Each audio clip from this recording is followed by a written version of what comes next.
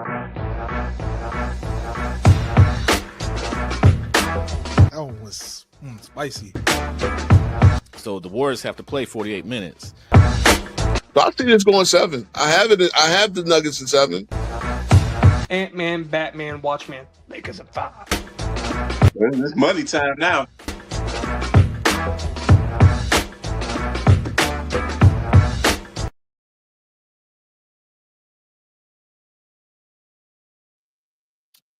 Yo, YouTube, what's going on, man? Apologies for the late start. Apologies to C-Dub, I know. Listen, man, C-Dub is the MVP of this channel, man. He's the MVP of this whole clique. I really salute him. But yeah, I was just over there on our brother's old ball. I know some of you guys that come to watch, y'all be watching all ball. So yeah, they one of the rare nights where they dropped the link and let us come in. But I had to, what's up? Shout out Joe. Shout out Lou. Yeah, man, this one of the Legacy series, I think this is going to be the best one, biggest one. We're going to talk about the 80s and 90s. All right, so if y'all saw the thumbnail, y'all probably saw some 90s players, mostly 90s players, but it's also will get like Magic isn't in there.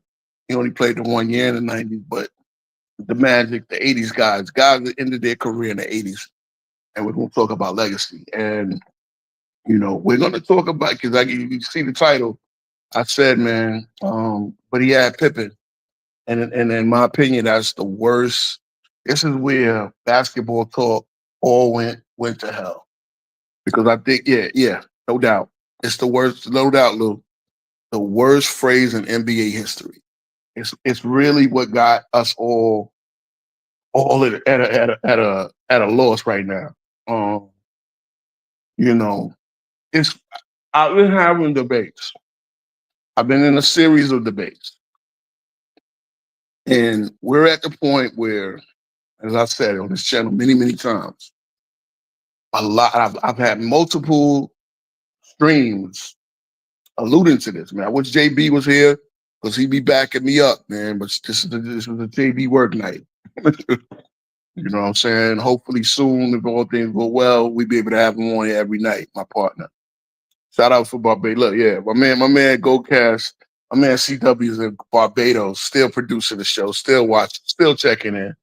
So I appreciate it, man. Look, we trying to get this channel up. Listen, we're humble right now. We're just trying to grow. Shout out to my man Carcino. That I want to talk about a little bit about that too, because the Gil situation is just getting crazy. Gilbert Arenas is a certified lunatic, bro. Something that man is just different. We all know he's different. He's an LA dude that's from the Valley, a black Cubano LA dude from but if you watch the live with him and Kwame, like really going at it, it's something that really happened between him and Kwame Brown and in that Wizards locker room. And it is what it is. I don't like to touch the shout out to my boy Zay. I don't like to touch too much of that TMZ stuff. I like to talk about the stuff on court. But Zay out there on the West Coast, he's on it, man. So if you ain't, I know a lot of you guys found me from 93 Zay, doing the lives with him. Tune into his channel, man, because I had to show him that scene. I mean, bro, Gil, put it this way. If you saw Carcino's live today, Gil was literally texting a dude in the live. And then at the end, he's like, "You live?" When Carcino literally told him, "I'm going live. Pull up so you can speak your own truth." It's wild, bro. It's wild. But that dude does not know how to shut up. He's self-incriminating like a mug. So that being what it is. But some Nick business. Maybe I'll get into a little bit later. But yeah, I definitely want to get into this Legacy series, and we're going to get into the but he has Scottie Pippen part, because I want to talk first. I want to talk about all the 90s players, man. I think, the crazy part is, right, Michael Jordan, and not solely Michael Jordan, but Michael Jordan, he heard a lot of brothers chance at rings. Right? Utah had their shot, the Knicks had their shot, Phoenix with Barkley had their shot, Philly had decent teams around Barkley. But they were always two players away. Hershey Hawkins and who else? If Hershey Hawkins, and no disrespect to Hershey Hawkins, he was a hell of a scorer at Bradley. Again, that's the other thing. That's the other thing. We all know whose fan base loves to crap on the '90s. Again, the Sonics with eventually Peyton gets his ring technically with Miami. But when it comes to the Malone, the guys that started from 83, 82, 83, 80, like Dominique in 82. It was like maybe they could have got to a finals if Jordan didn't exist, right? But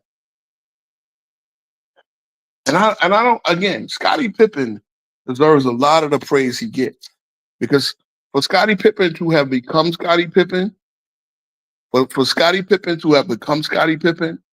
Pippen works hard.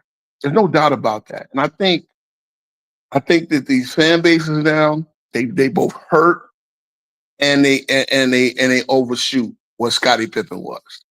They hurt his legacy, and then they also help, but then they really kind of use him as a punchline. And he's not a punchline. To say he was a sidekick, role player, I've heard all of this stuff. Scottie Pippen was just a great NBA player.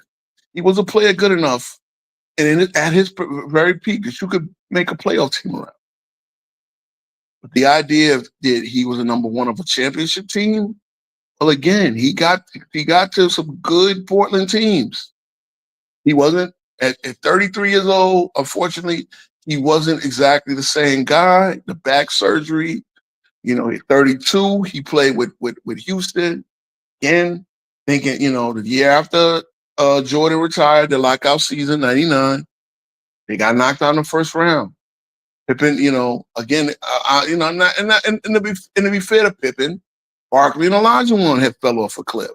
But again, if Pippen was that guy, even a diminished Olajuwon, because again, the Knicks had Ewing. Ewing was diminished as well.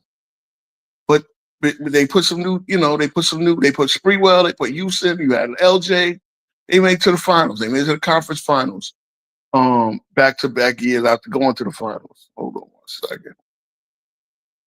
Okay, so that's C-Dub. All right. But, and shout out to Wooders, the resident Bull fan here, man. I'm going to listen to I'm going to listen to a Bulls fan that wasn't a Michael Jordan fan, bro. That's what I'm going to do. I'm going to listen to when it comes down to this, I'm going to listen to a Bulls fan who wasn't just a Michael Jordan stan, boy. You understand what I'm saying? Because that's what a lot of Bulls fans was. And shout out to you, Woodage, because you give me a lot on Bulls history. Yeah, we forgot about. I heard this from somebody's live. They was talking about how the Bulls could have drafted Karl Malone. Oh yeah, this was up on AOH, and one of the callers said, "I didn't even know this. Woodage Krause was a baseball minor league GM." Who, because he had a relationship with Reinsdorf, who just bought the Bulls, wound up getting the GM job. See, think about this when y'all want to talk legacy, because this is not going to shout out. I mean, contrary to what y'all think, this is not going to be a Michael Jordan slurp fest either. I'm not. People think I'm a Zesty Jeffrey. They might think I'm a Zesty Jeffrey over on that other channel, FYF and all that. I'm a guy that likes the truth.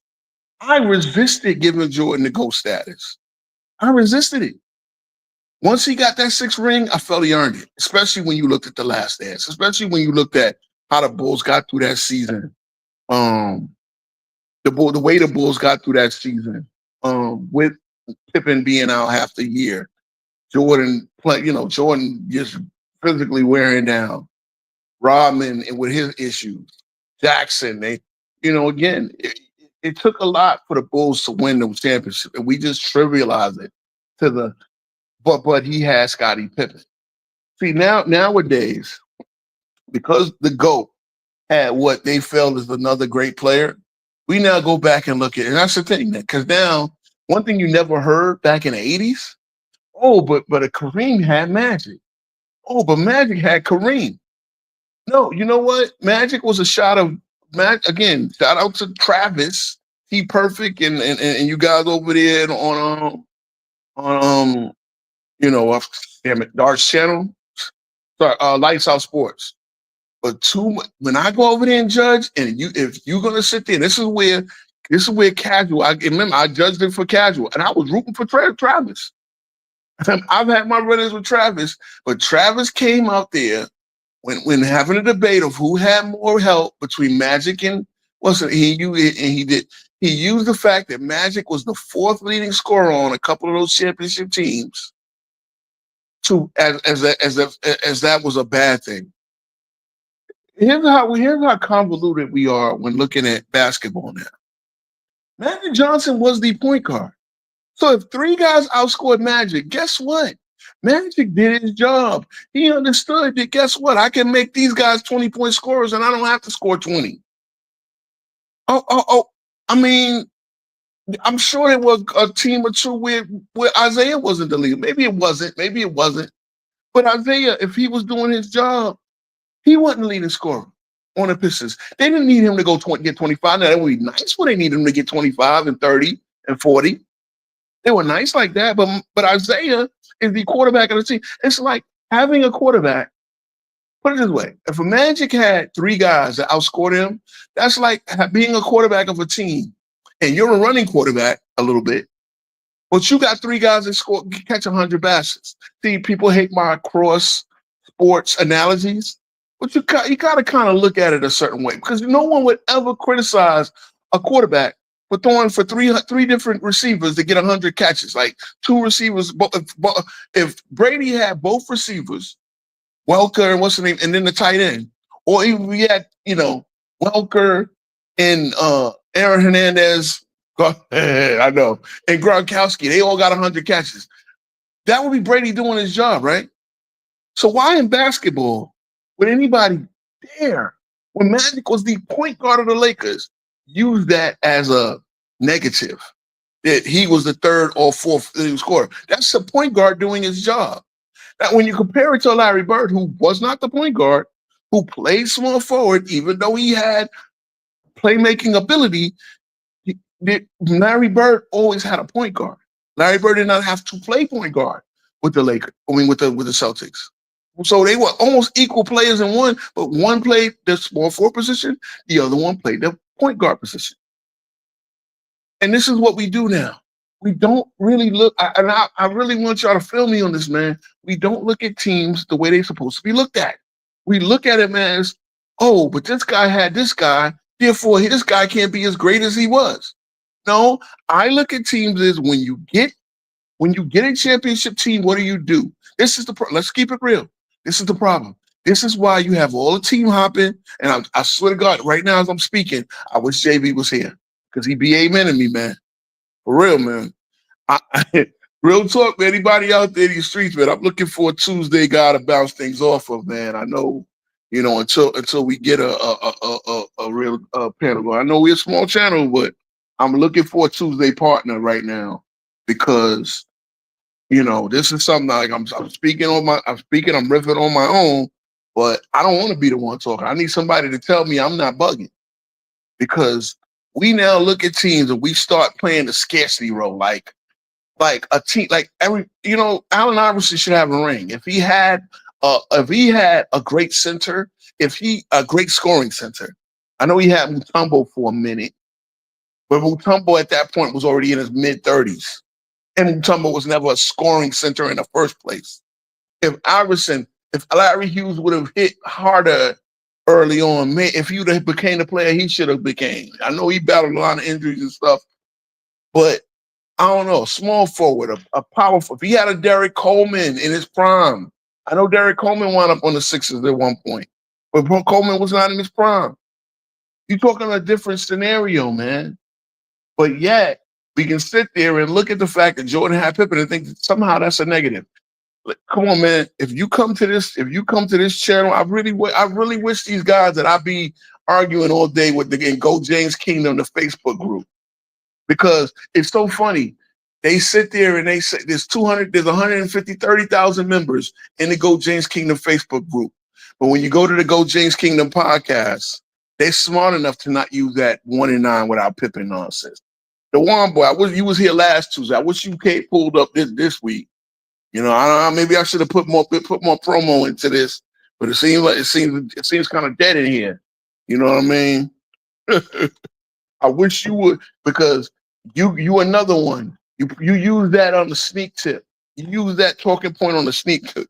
The 1-9 without Pippen. Now, technically, Jordan was 2-9 without Pippen, because again, they want a random game. They want a random game against the Sixers without Scottie Pippen. Yeah, you know, one boy is a clown, but he was over. Now, I'll give him props finally for pulling over, and we had a reasonable discussion, man. We had a reasonable discussion. It didn't get crazy. It didn't get personal.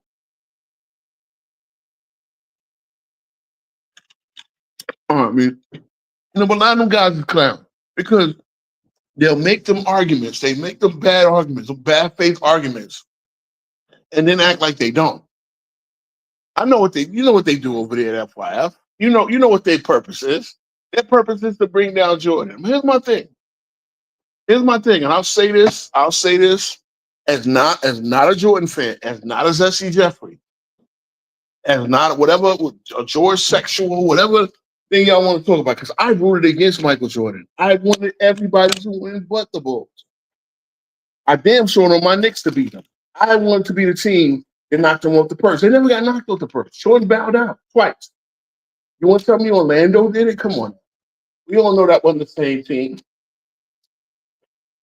But at the end of the day, the 1-9 without Pippen, it's just, again, you can't give Pippen his credit. Pippen worked hard to become the all-time great that he did, man. Just Blaze, salute back to you, man. You know, Pippen worked hard to, you know, yeah. Johnny be lying. I know. Look, I had this exposure back what was the weekend of Juneteenth, right? The day before Juneteenth. I had him on June 18th, I believe. You know, we had a good conversation. It was see, one boy came up here. Lamont comes up here. I give him respect. I let him cook. But then now I got you. And again, Lamont, if you in the chat, you watching. I hope you pull up here, because you know I got the best of you in the comments the other day. You tried to use my Westbrook point, and I played chess with you, bro. I played chess with you. I set a precedent. When I put Westbrook's 2022 stats up against Pippen's 93 stats, that was a chess move. I'm in his punching bag, but I play chess. And the problem is when I go up there, I get 5 seconds of speed. I give you 10. I give you 5 minutes. Uninterrupted. I had to tell my boy JB to let you cook a few times. But the next time you come up here, you're gonna get cooked. And I know it's gonna be in front of 10 people instead of your 2,000 with 1,500 of them being bots. You know what I'm saying? But yeah, man. Same thing with one boy, man. You're gonna come up here, you're gonna defend some of your things. Because what we were talking about last week, we were talking about the current players and their legacies. And I asked you a simple question. I never really got an answer. If KD gets knocked out in the first round, does this hurt his legacy? Right? Yeah. Take it, bro. You remember C-Dub, you remember when the first Drake versus Pusha beef? Push hit him with a warning shot with infrared. But when you look at it, infrared didn't go hard. It just set him up. He said, how can you ever right these wrong when you don't even write? He never even mentioned Drake by name, but we all know who he was talking about. But the next time he came out, he hit him with the Adonis. The Saria Adinon. Knockout blow. Drake took his ball and went home.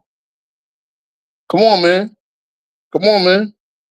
Phenom Nick, salute. Yeah, as a new subscriber, Phenom Nick. He saw my optimistic Nick fan. I'm gonna try to do more shit. I almost should do a Nick channel, bro, but I'm just manage this one for now. But yeah, if you saw it go cast, I caught him because that's my debate style. I use people logic against them. If you're gonna sit there, and I know Lamont ain't a numbers guy, I get it, but you do perpetuate a lot of number-based argument. You the one did a live on how XGA was as good as MJ.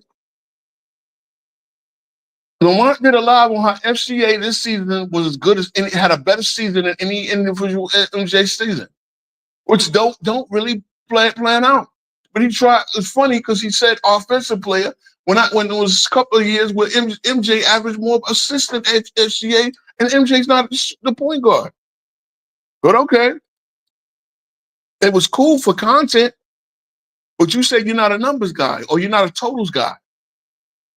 You make points off of numbers, I can bury you because the game of basketball is not just about numbers. If the game of basketball is about numbers, Scottie Pippen is in the all-time great, averaging 16-5 and 5, 16-6 and 6, or whatever, 16-6 and 5 for his career.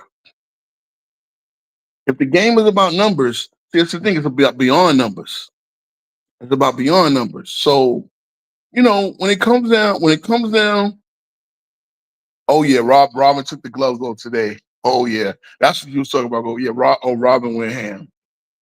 Robin went ham. I'll be amping it up because here's the thing, right? Here's the thing with Robin. Robin said, Sports Fitness Ranch for y'all that don't know. He said that Johnny started watching basketball in 2010. Then Johnny went and did a whole live stream off that one show, that one talking point that Robin had on Ajani. So then every time I see Ajani, he hears me say, "Oh, yeah, those that started watching basketball in 2010." He always laughs because he know what I'm referring to. But by the same token, real talk, and I respect Ajani a little bit. I respect his knowledge a little bit. I think he's crazy. I think it's I think all them dudes is shot jocks, to be honest. And they're trying to come up with this LeBron GOAT lane where all they do is down talk LeBron. Down talk Jordan, glaze LeBron, and they draw an audience that way. Cool. It's low hanging fruit in my opinion. But do y'all? I ain't mad at y'all hustle. But people gonna call you out, especially when you take it to a certain level. If you say you want to debate. You say you want to debate 1 versus 20, but y'all don't really stand on nothing. Y'all mute people who come over there to cook y'all. I'll let people come up. Think you cooking me. Trust me, bro. My knowledge is too extensive on this game. I'm not acting like I'm just a basketball savant, but my knowledge is too expensive on this game. It really is. I need to go to Iron Man. Right? You want to have a debate? Because there's a couple of things I want to debate about, but it is what it is. We had a nice debate on this channel last week, Hawk versus Nas. I think both brothers really represented. I had to give it to Nas because I thought Nas came. Hawk, because Hawk came. He came with a complex argument. He didn't just go straight to the numbers because the game is not all about numbers. When you use numbers about two players who play two different positions, you're already on a slippery slope because that can be broken down. One of these things about the 3-point shooting, right, of Jordan. I got something to prove that Jordan was not a bad 3-point shooter. He was never a good 3-point shooter, but he damn sure wasn't a bad 3-point shooter. Never was. Never was. Never was. So, yeah, hold on a second, bro. You know what I mean? But yeah, Jordan was never a bad 3-point shooter. If you understood the game, you understand why. Yeah, I got you. You understand why Jordan's 3-point field goal percentage were low. It wasn't because he was lining up to brick it. It's because he was taking 60-footers at the end of what now would be most of his 3-point shots. There's something like Curry has taken 108 career heaves. Steph Curry has taken 108 career heaves. If you understand what a heave is, that's throwing the ball up from half court or further at the end of quarters. That's what a heave is. Of his 108 career heaves, he's made 2 of them. So here's my thing: Curry has taken and made so many threes that's not a significant. If you do the math, that's not a significant change to his 3-point percentage, and he has no problem taking it. But I could imagine they didn't count these back then, but I could imagine that Jordan. I could imagine that Jordan took a lot of those heat, the same amount that Curry took. And guess what? That's why he was shooting 14%, because most of them were half court shots. Those half court shots count as 3-point attempts. He was never a bad 3-point shooter. He never was. He could always shoot the rock. Now, you want to talk about the 3-point contest? At least he competed in it. That wasn't his thing. That was never his thing. So, no.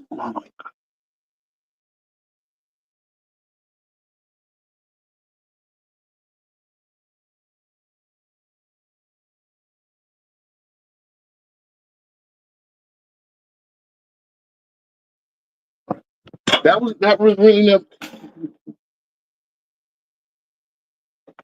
I was really never. That was so. So at the end of the day, when Jordan became a 3-point shooter, guess what? He's shooting 38% above league average. He's taking above league average at that point. So I mean, then they say, oh, they lowered it. They put the 3-point line in. Okay, yeah, they did. So more people took 3-pointers. Okay, take those seasons out. He's still an above average 3-point shooter. But and you got one to say Pippen is better than Jordan. I mean, listen, I'm gonna get to the point where I want people to explain that. Vampire, please explain that. How was he better than Jordan? And what? And what part of the game? What could he do that Jordan couldn't? And I could tell you about 10 things Jordan could do that he couldn't. I could tell you about 10 things.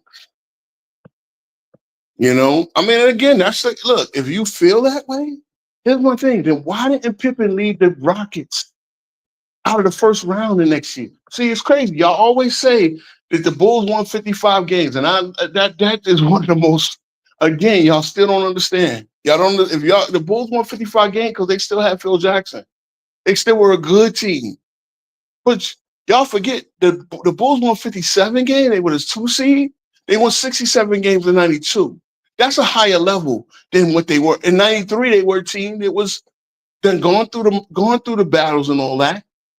And they won 55 games, but they did not three-peat. They didn't get to the conference finals. They got to the second round. And I don't want to hear about the Hugh Howards.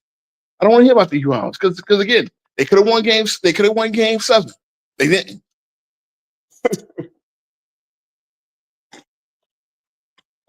Except Pippen couldn't sell shoes better than Jordan. I mean, the Scotties did well. People said Scotties did well, but yeah, they did need Air Jordan to get the numbers that they were getting.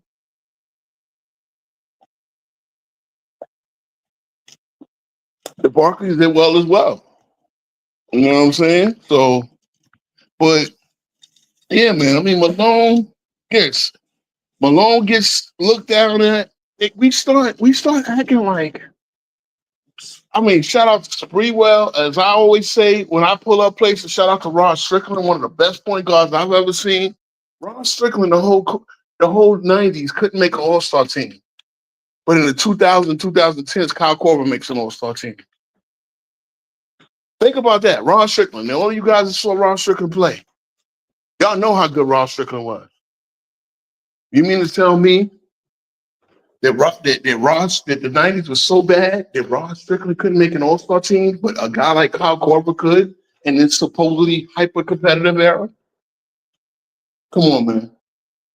Come on. So, I challenge people to have better basketball takes, better talking points.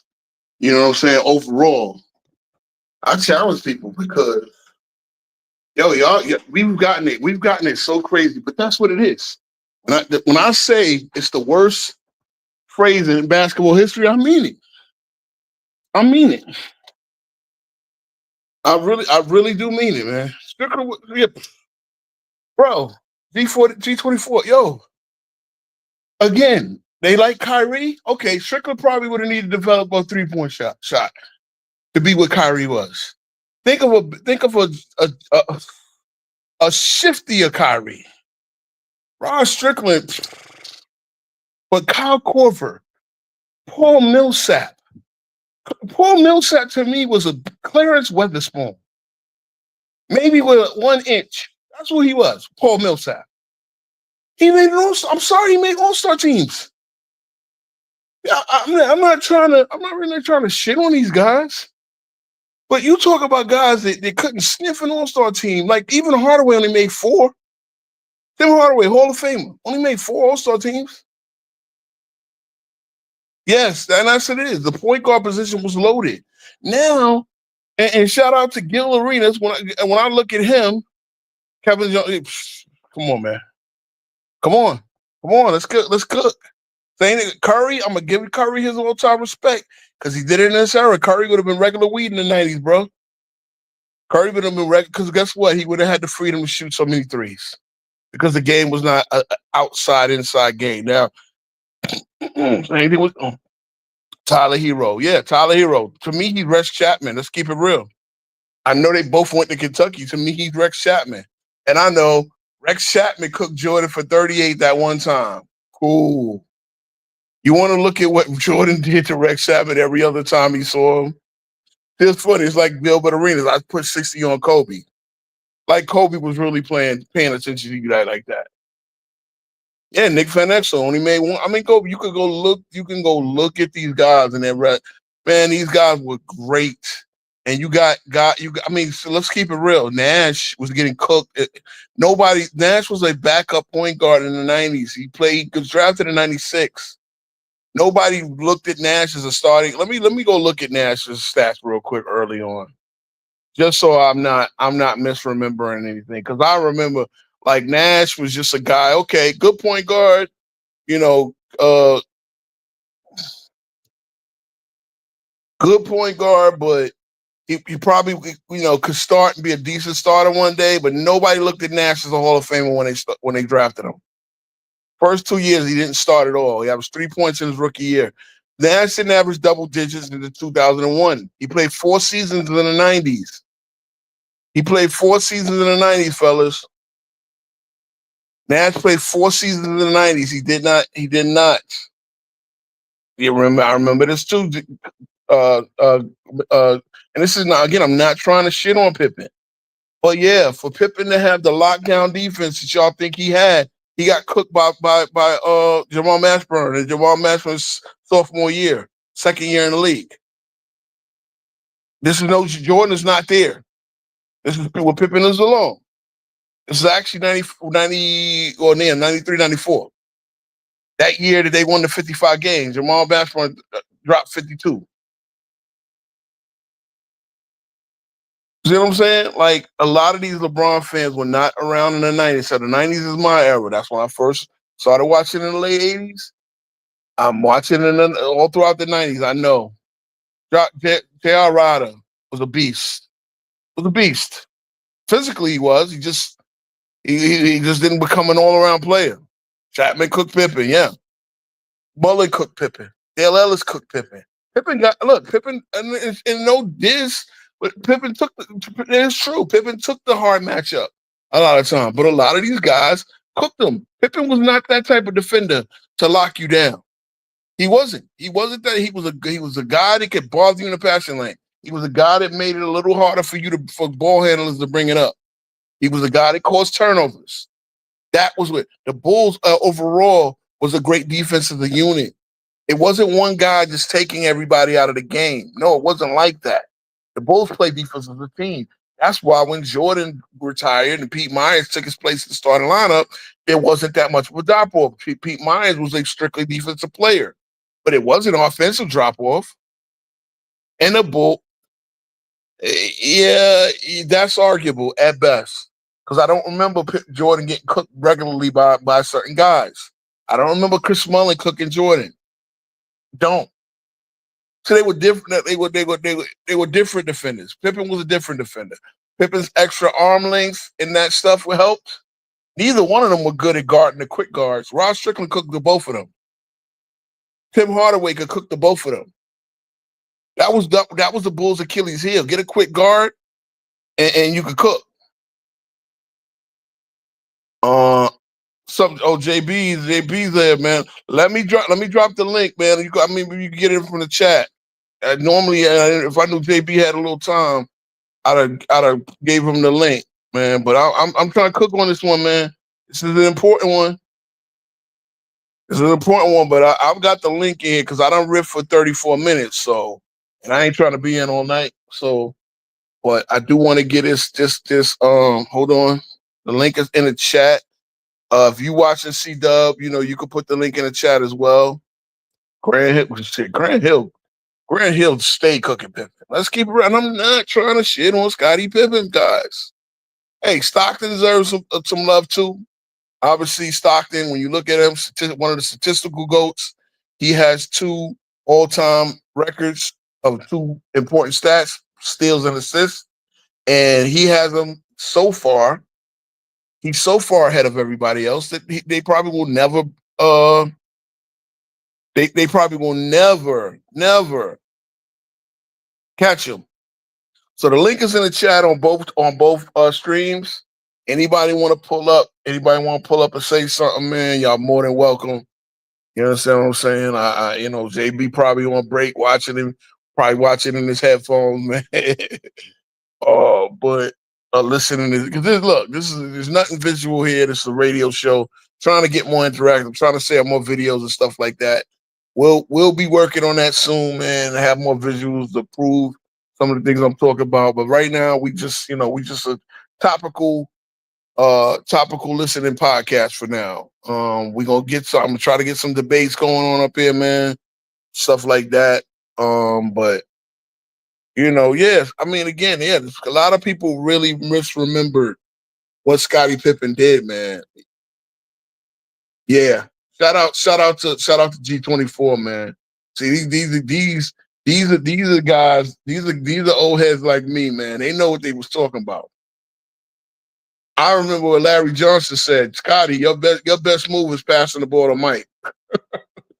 He said it to Pippen's face. This is Larry Johnson. I want y'all to understand, man. A lot of guys used to look at Pippen like, oh, you lucky you get to run with Mike.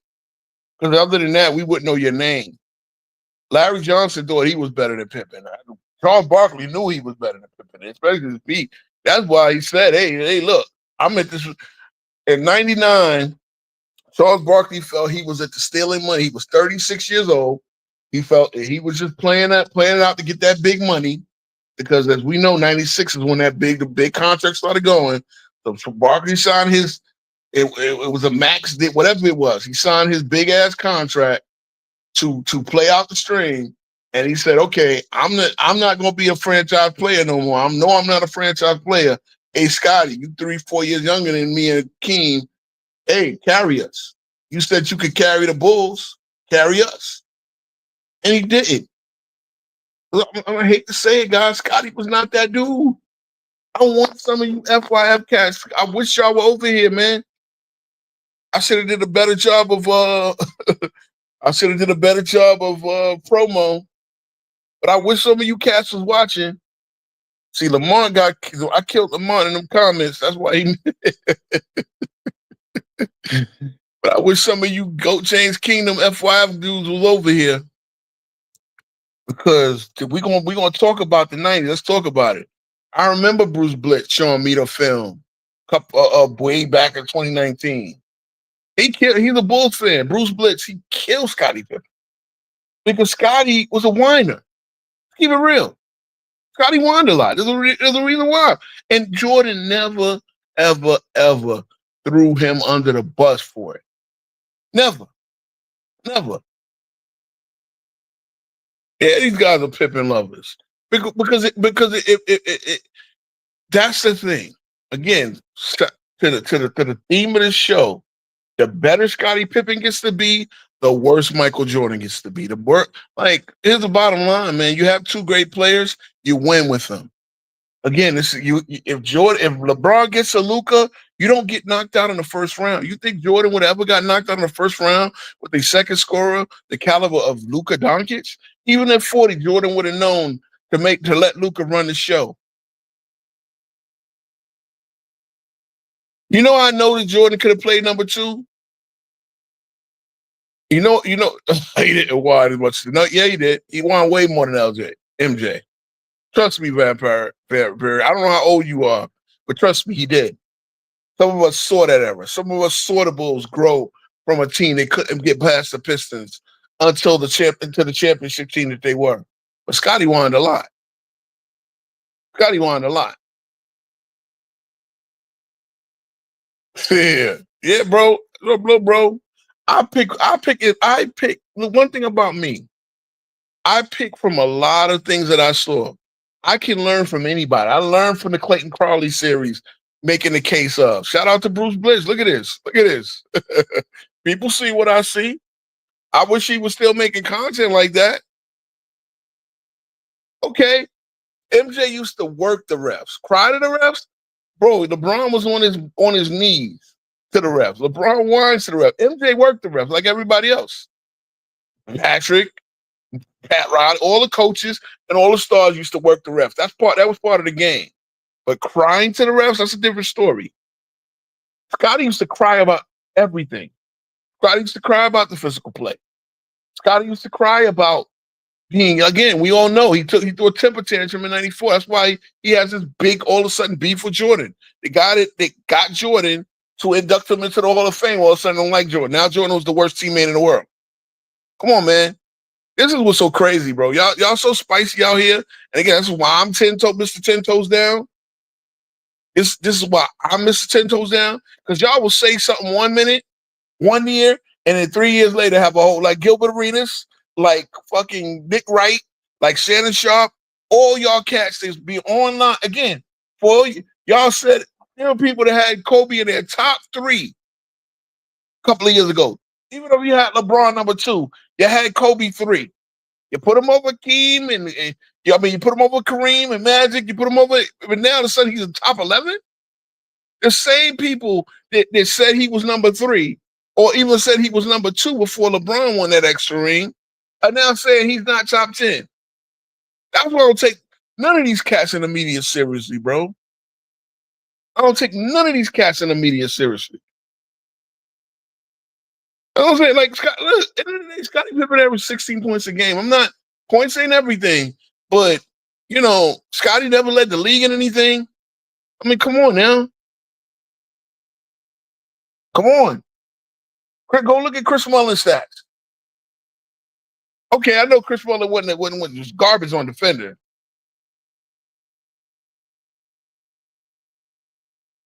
Vampiric, again, man, the link is in the chat. I would love to hear that in person, bro. I really would love to hear that. I really would love to hear Rasheed Wallace. Rasheed Wallace was compromised too. I don't know where Rasheed getting this nonsense from either. Because Rasheed, let's keep it real. And Rasheed was there the first round against against the I think that was his first playoff series, to be honest. And Michael Jordan destroyed the Wizards. I thought the Wizards had a chance of pushing the Bulls that year in '97.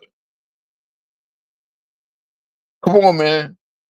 Maybe you caught the tail end of Jordan. That's the next thing with Duncan, who was famously quoting. I'm like, bro, you didn't see Duncan. You didn't see Jordan at his physical peak in '93. You wouldn't have said that about '93 Jordan, '92 Jordan, '91 Jordan. I know that much.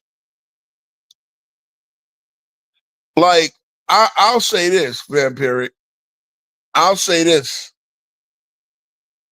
The biggest con job they pulled was Jordan and Phil Jackson making Pippen believe he was as good as Jordan.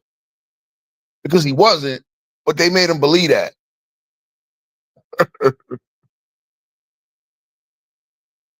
The throwing chairs, okay. That's leadership. See, I'd rather have a guy like MJ throw chairs around the practice facility than have a LeBron James smile in my face and then get me traded. I'd rather that.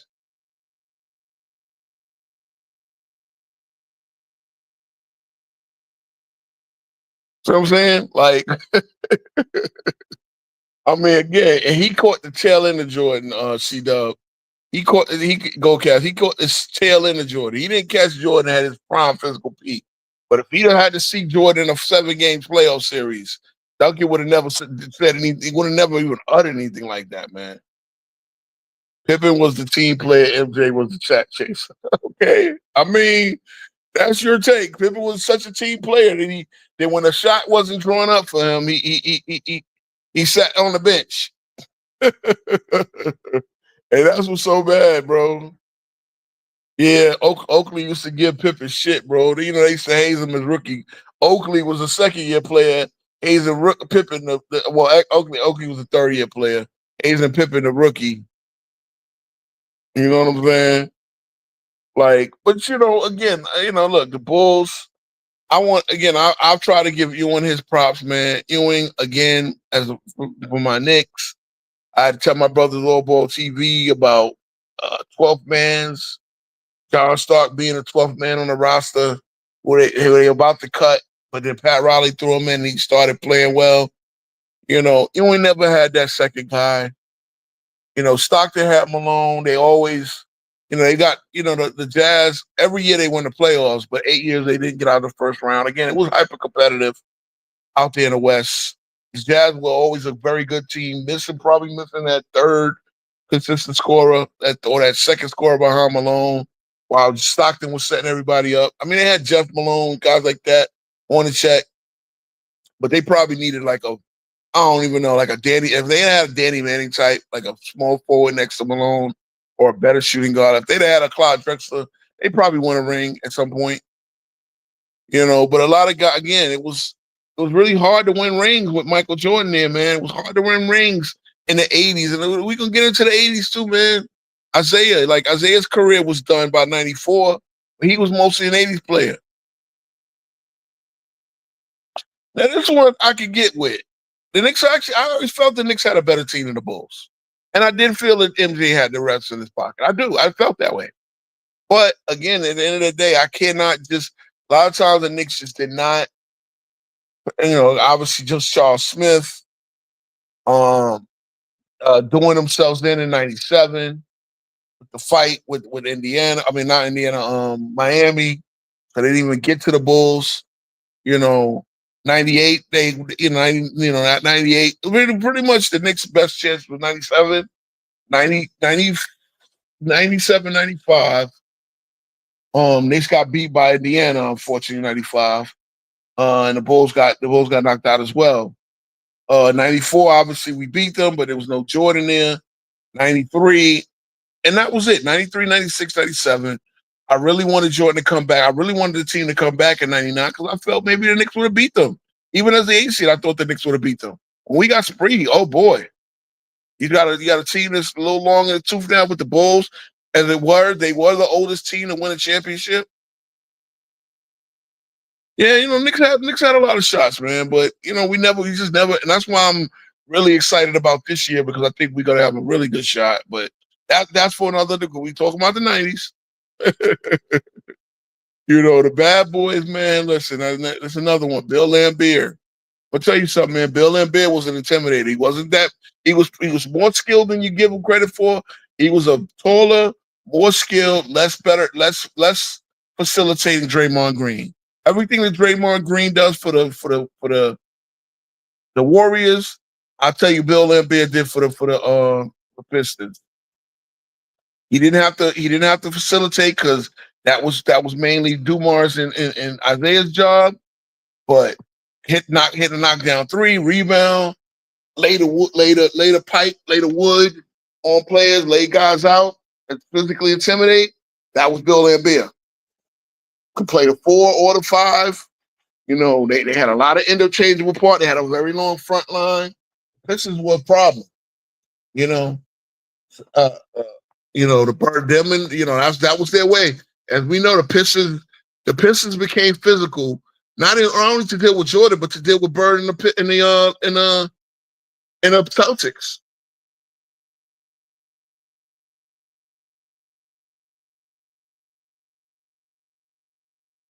Okay, so you making a point for Jordan, because they did hate the bad boys. They don't want to see the league game recover, but that was how that was their equalizer against the Celtics before it was against the Bulls.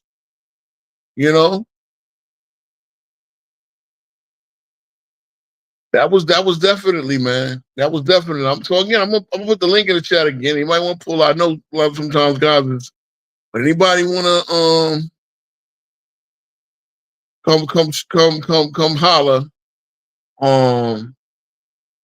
Yeah, the Knicks should have beat the Rockets. I will agree. The Knicks should have beat the Rockets. I will give it to the fact that Olajuwon outplayed him. Olajuwon was outplaying everybody at that point. But Olajuwon did outplay him. He wasn't represented. He was good on the boards, good on the boards. He blocked a lot of shots, but the Knicks needed Ewing to be a little bit better offensively. We needed him to shoot over 40%. He didn't.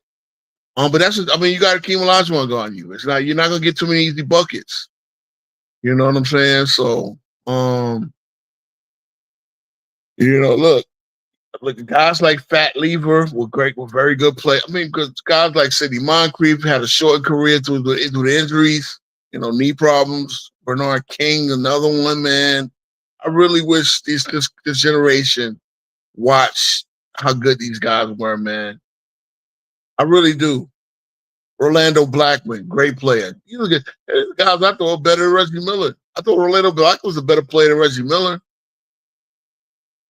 Mark Aguirre, another great player, great scorer. The 80s had so many great scorers, bro. The 80s had so many great scorers. Yeah, the 80s had great scorers. The Kiki Vanderway's, the Alice Englishes, Purvis short average 25 points a game. I mean, it was. I think these names are not sexy. But when you go and look at the skill level of the average player, it was night and day. It was night and day. You know what I'm saying? Shout out to Eugene Isaac who just subscribed, man. Like, comment. I really, what would really help the channel, man? If y'all, after the live finish, and I know I go long, but some comments I come to learn that this is what helps YouTube channels grow, having comments. I try to have, look, and again, props all the live comments, but it's funny, and I hope YouTube, for all the comments in the chat, I hope that YouTube takes that into account, but they, the like, the comments, and subscriptions is where YouTube starts pushing content into the algorithm. Yeah, man, I'm not trying to become a super channel. I'm just trying to become a really good, consistent talking channel, man. And shout out to my boy again. Shout out to GoCast. I always be pushing them guys to do their thing. But I just try to have a consistent show over here Tuesdays, and I really just have to try to talk about interesting stuff, man. It is really hard speaking alone. That's why, like I said, man. And yeah, that's the thing too. We don't appreciate role players in any era, man. Hey, what is, bro? You a fixer over here, man. You really my facts guy, bro. I done took facts that you done told me, especially the one against Shaq. Being Shaq, I actually gave him his due from the last show. Shaq was a 2000, Shaq is a 2000s guy. Hey, Say, what's good, man? What's good? Again, we talk about 90s players over here, and we talk about how, the Pippen thing got them. Hey, yep, I need you to get your cuz to subscribe. I mean to subscribe to my channel, man, because he need to come over here, bro. LaCuz, this is the night where me and LaCuz could have had a really good conversation. But yeah, man, we got a level set guy. I done had 3 shows where I try to level set Scottie Pippen. Oh man, Robert Horry, bro. Oh, come on. Let me tell you something. Again, Robert Horry was a good shot maker. But if Robert Horry hit them shots on any teams other than the teams he hit, nobody would have cared. Let's keep it. I'm sorry. I remember Robert Horry when he was drafted in 92. Robert Horry was not drafted to be a 8-point a game, 7-point a game guy for his career. Robert Horry was drafted to the Houston Rockets really to be their power forward next to Hakeem of the future. They didn't draft. I know they had all the stuff, and that's the crazy part. Once they traded over Store for Clyde Drexler, that was Horry's chance to step up into the starting role, and he ain't do shit. That's why he winds up with the Spurs and eventually the Lakers. Let's keep it real. Or the Lakers and then the Spurs. I forget the order. I know he wins two, and he won two. I think he was with the three-peat. So he was with the three-peat Lakers. They drafted him to be the power forward of the future. They didn't draft him to be goddamn a glorified Steve Novak. So I don't want to hear about this Robert Horry in the Hall of Fame. I know what's the name? Rex said he should be in the Hall of Fame. Shout out to Rex, who's again, I think he's obviously a great basketball mind, but Rex from the Darts boy is to be on Lights Out. But Robert Horry ain't no goddamn Hall of Famer. Let's keep it real. Did he average 19 and 17 and 12? I'm gonna look at that up. Okay, Woodage. Look, see, this Woodage is always with the clutch numbers. Now that you're right. If he did that, then I'm gonna give him props. I'm gonna look that up because yeah, he did get a chance to start once they traded over to Portland. And I'm not saying I don't believe you, but yeah, I mean, but that's my thing then. And why didn't Robert Horry become that type of player afterwards? Robert Horry's career high. He averaged 95, 96. They gave him, like, he started 71 games. He actually started every game with Houston. He was the Houston small forward, to be honest. Yeah, he was Houston small forward. In 95, he became their power forward. I guess they moved him back to small forward. But, yeah, I mean, end of the day, like, to me, he was a bust because he was a lottery pick. He was one of the guys drafted before he was the 11th pick of the draft. I'm expecting him to average double once. But since he didn't in that position, I'm not putting him in the Hall of Fame. Get out of here. I'm just not. That's me. Again, he was one of those original stretch fours. As I'm looking, the 95, 96, I know it's with the short line. But he made a lot of big shots. Again, this guy's a career 34% three-point shooter. He's not a hard. But he made big shots. And he wound up on the right team to make those big shots.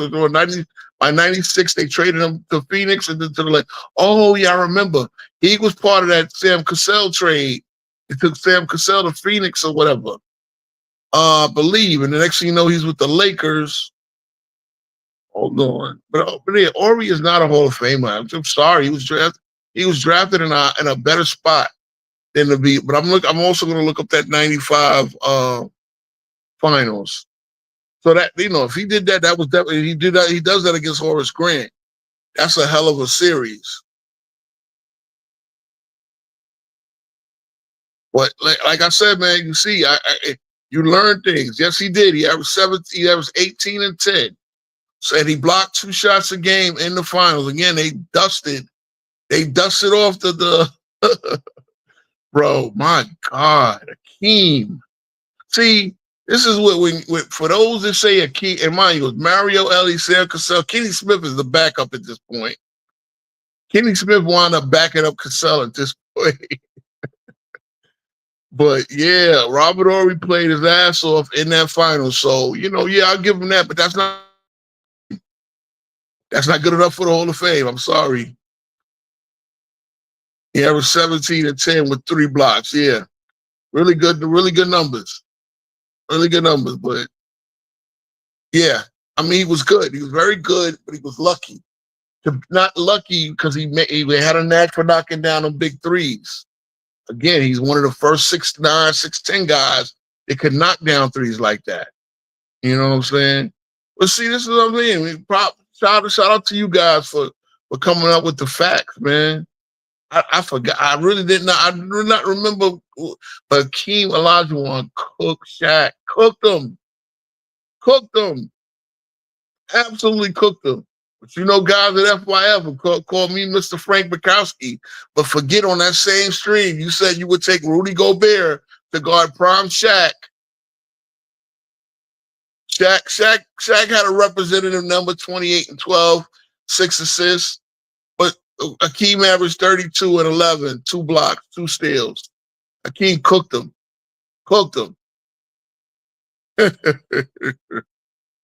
Oh yeah, King Cook, Big Shot, limited him, limited his effectiveness. Again, you want the difference? They could go to Akeem in the fourth quarters. They couldn't go to Shaq in the fourth quarters. Akeem Olajuwon, game high score in every game of the series.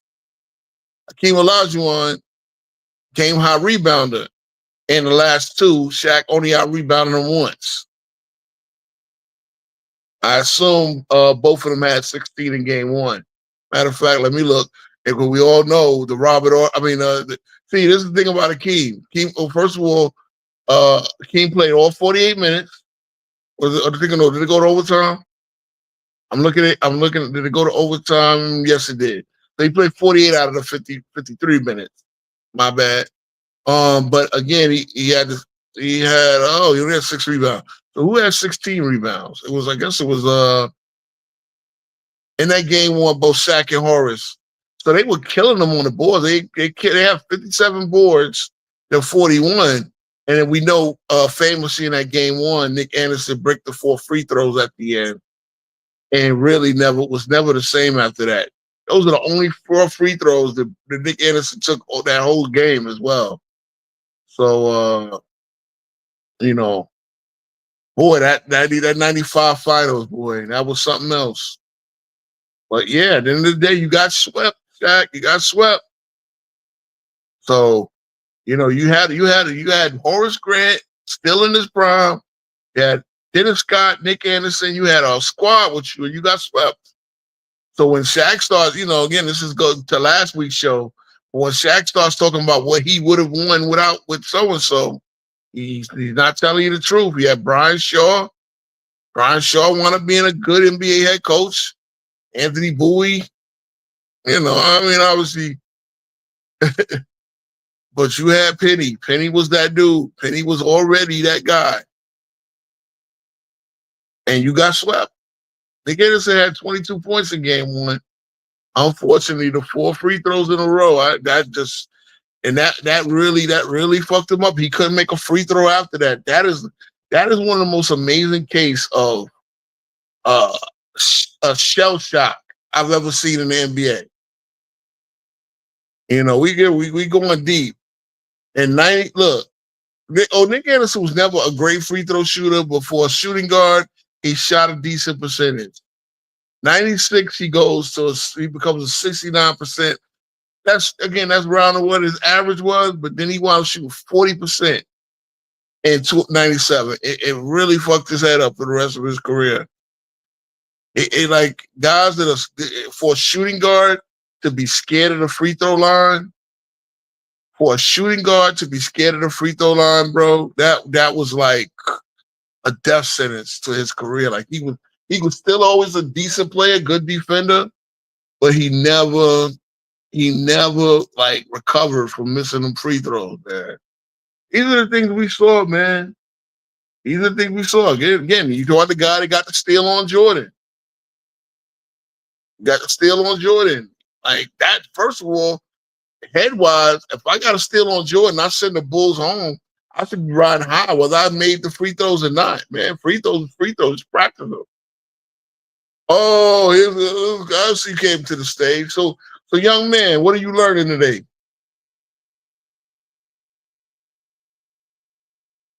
Hello? I don't know if you muted.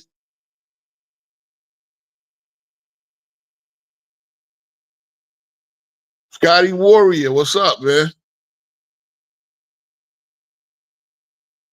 All right. Well, when you join us, let us know. But yeah, man. I mean, who's this coming? Okay, so like I'm gonna add the state. I'm gonna put this one backstage. Are you here? Are we live? I don't know. Something must be wrong with your audio. Now Elijah's trying to get up here. Who's Elijah? Hello. Salute. Hey, what's going on? How you doing? All right. Hey, what do you got? What do you got on tonight's show and subject? What was it again? So we talking about the '90s players and their legacy. We just really going over some '90s era series. We just talking about Robert Ory. We talking about the '95 finals. We were talking about how Scottie, but he had Scottie, but Jordan had Scottie is the worst phrase in NBA history because it's really messed up a lot of basketball conversations since then. We talked about Shaq. We talked about Magic and the '80s guys. We talked about the Bad Boy Pistons. So you had what era of basketball is your favorite? Would you say what era of NBA basketball is your favorite? Yeah, I remember the late '90s. Um, the only time we really got to watch the NBA was like on Sunday Uh huh. after like the All Star break when the NBA on NBC Yeah, yeah. Those are the and the days. Knicks. Yeah, I'm from New York, so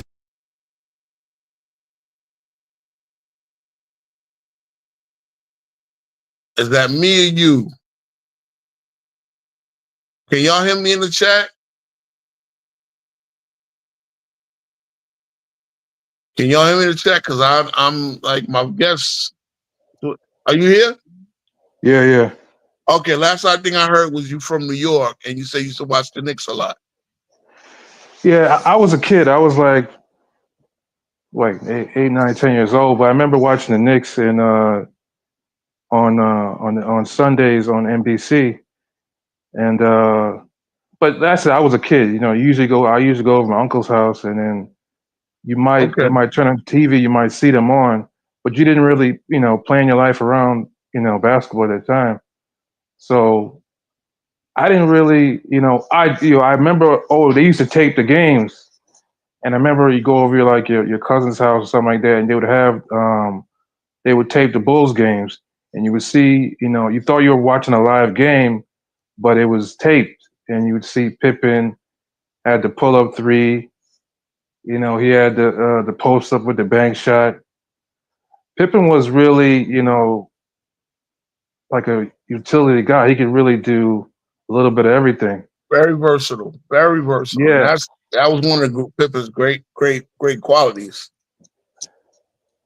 yeah. So, and even some highlights. Back then you didn't. I'm from New York. I didn't watch every Bulls game, but you look. So they have some highlights on YouTube. You see Pippen. Wow, Pippen was a great defensive player for that era, and he really could, cover a lot of positions. And nowadays he's like an avatar for, And that's you the know, problem. Yeah, no, for, for real, for Elijah, that's the problem. Because they yeah. use him as an avatar and they don't appreciate what he brought to a team. And now this is what I'm saying. The fact that Jordan, like, it's like those guys work hard to become great players together. Remember, Jordan's only 3 years older than Pippen, 3 or 4. Actually, might be 2 years older than Pippen. Like, yeah, Pippen was born in '65, Mike was born in '63. So it's not like they're like a whole generation apart. And both of them worked hard to become great players, and they worked hard to lead the Bulls into a championship team. And now he's an avatar as, oh, he was the sidekick to Michael. No, the reality is those were the two leaders of the team. Obviously, it was Mike's team. Pippen was second in line when it comes to the offensive load. Both of them were linchpins in the defense. Pippen was not guarding everybody by himself. The Bulls were 5-on-5 unit. They were also 5-on-5 unit offensively. So when we do this, oh, but the Bulls they won 55 games when Michael retired. Well, okay, that's because the Bulls were still a great team. They were still 5 great players with Phil Jackson as the coach. And see, I'm like 11. I'm probably about a decade older than you. So when you remember the late '90s as a child, I'm a teenager going into my 20s. And Pippen, again, I mean the Bulls and the Knicks and everything else. I mean, yeah, like NBC used to promote that rivalry because they promoted their teams. Now ESPN, they think about promoting the star, so they don't get people to really appreciate how good these teams are. I put it this way: Christmas Day, ESPN has the package, right, with TNT. Neither channel thought to throw, hey, we need to get the Cavaliers and the OKC Thunder on today. Because those are the two best teams in the league at the current time. As we see, OKC wound up winning the championship. You know, by the time the finals get here, now nobody knows who's on OKC. They expected the Lakers to beat OKC. But you didn't promote teams. This is why nobody knew who Jalen. I didn't know who Jalen. I didn't know which. I know because OKC has 2 Jalen Williams. I didn't know which Jalen Williams was the second leading scorer on the team. To be honest, and this is me not being a casual. Why? Because they're not putting them on national TV the way they need to be. Jalen Williams only been in the league 3 years. Now he's got the contract extension. He's still on his rookie salary for next year. Then after that, he gets the big money. OKC's in a good position. But this is the problem. Because they don't promote teams, they don't tell you who's on these teams. You be thinking these teams are one-man armies. This is the problem. Back in the 90s, back in the 90s, you got a better idea. You knew who the role players were. That's why I say, like, people make debates. You want to debate about team, and all you tell me is about the stars. I know about the stars. You tell me who else contributed around. We already know who. If you do a team versus team debate, you're telling me that the '86 Celtics was just the big 3. You're not telling me about anybody off the bench. Who was their 6th man? Who was the guy that they could count on? Again, guys like Kerr. Curry has a great legacy. But the guys LeBron playing with the role players that play with LeBron get treated like bums. That's amazing. But at the end of the day, what did Kerr do? He won 4 straight championships. He won 3 with the Bulls, and then the next year with San Antonio. After that, his playing career was pretty much, I don't know how long Kerr played for, because I know he wasn't on the 2003 Spurs. So I think he probably retires in 02, 03. But Kerr was on 4 championship teams. He played a nice role. But people act like Kerr was a guy that you could count on for 15 points. No, he was not that guy. He was a guy that you could count on for a shot or 2. Not much defense. Couldn't play point guard.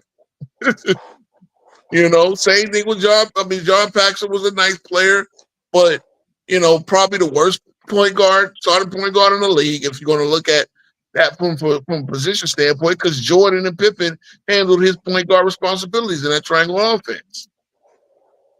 So, again, like, the Chris Webbers of the world, the big dog Robinsons of the world. There's a lot of guys in the 90s. And I think what happens is there's so much of this narrative to make the 90s out to be less than what the 90s was must-see TV. The ratings of the 90s, if you're telling me that the 90s was such bad basketball, why were the ratings so much higher? Don't tell me about streaming, because the NFL does great with streaming as well. You can stream the NFL, and the NFL ratings still do great. Well, you can watch. Yeah.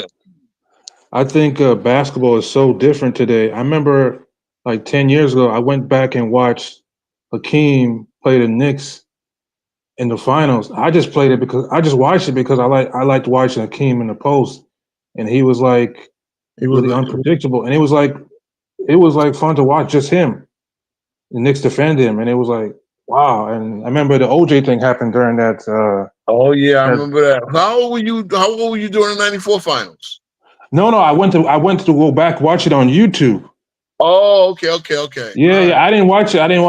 So you didn't watch it a lot. You was like probably 3 or 4 years old back then, right? Yeah. So, I think kids nowadays, if they go back to watch it, the game is so different now that they wouldn't. It's like guys, they were playing inside the 3-point line. They weren't really playing for those type of shots. Yeah, it was an inside out. You would get 3-pointers off of drawing double teams from the big man. You would get 3-pointers off of offensive rebounds, stuff like that. I remember Ray Allen saying, Ray Allen. Now we all know, right? Whose record? I think he took it from Ray Allen. Reggie took it from Ray Allen. Took the 3-point shot, 3-point made from Reggie, and then I think Curry took it from Ray Allen. Let me make sure, because I don't want to just say things that I know. Ray Allen. Either way, Ray Allen is one of the greatest. Yeah, Ray Allen took it from Reggie. Yeah. Ray Allen took it from Reggie, and Steph took it from. But one of the greatest 3-point shooters of all time. And shout out to FYF, because he played he played the clip. He said, "I was never a guy who took my first 3-point shot My first shot in the game was never a 3-pointer. And like I never came out to get hot from 3. I came out to get hot from 2, and I would work my way out. And most of my threes made came from offensive rebounds.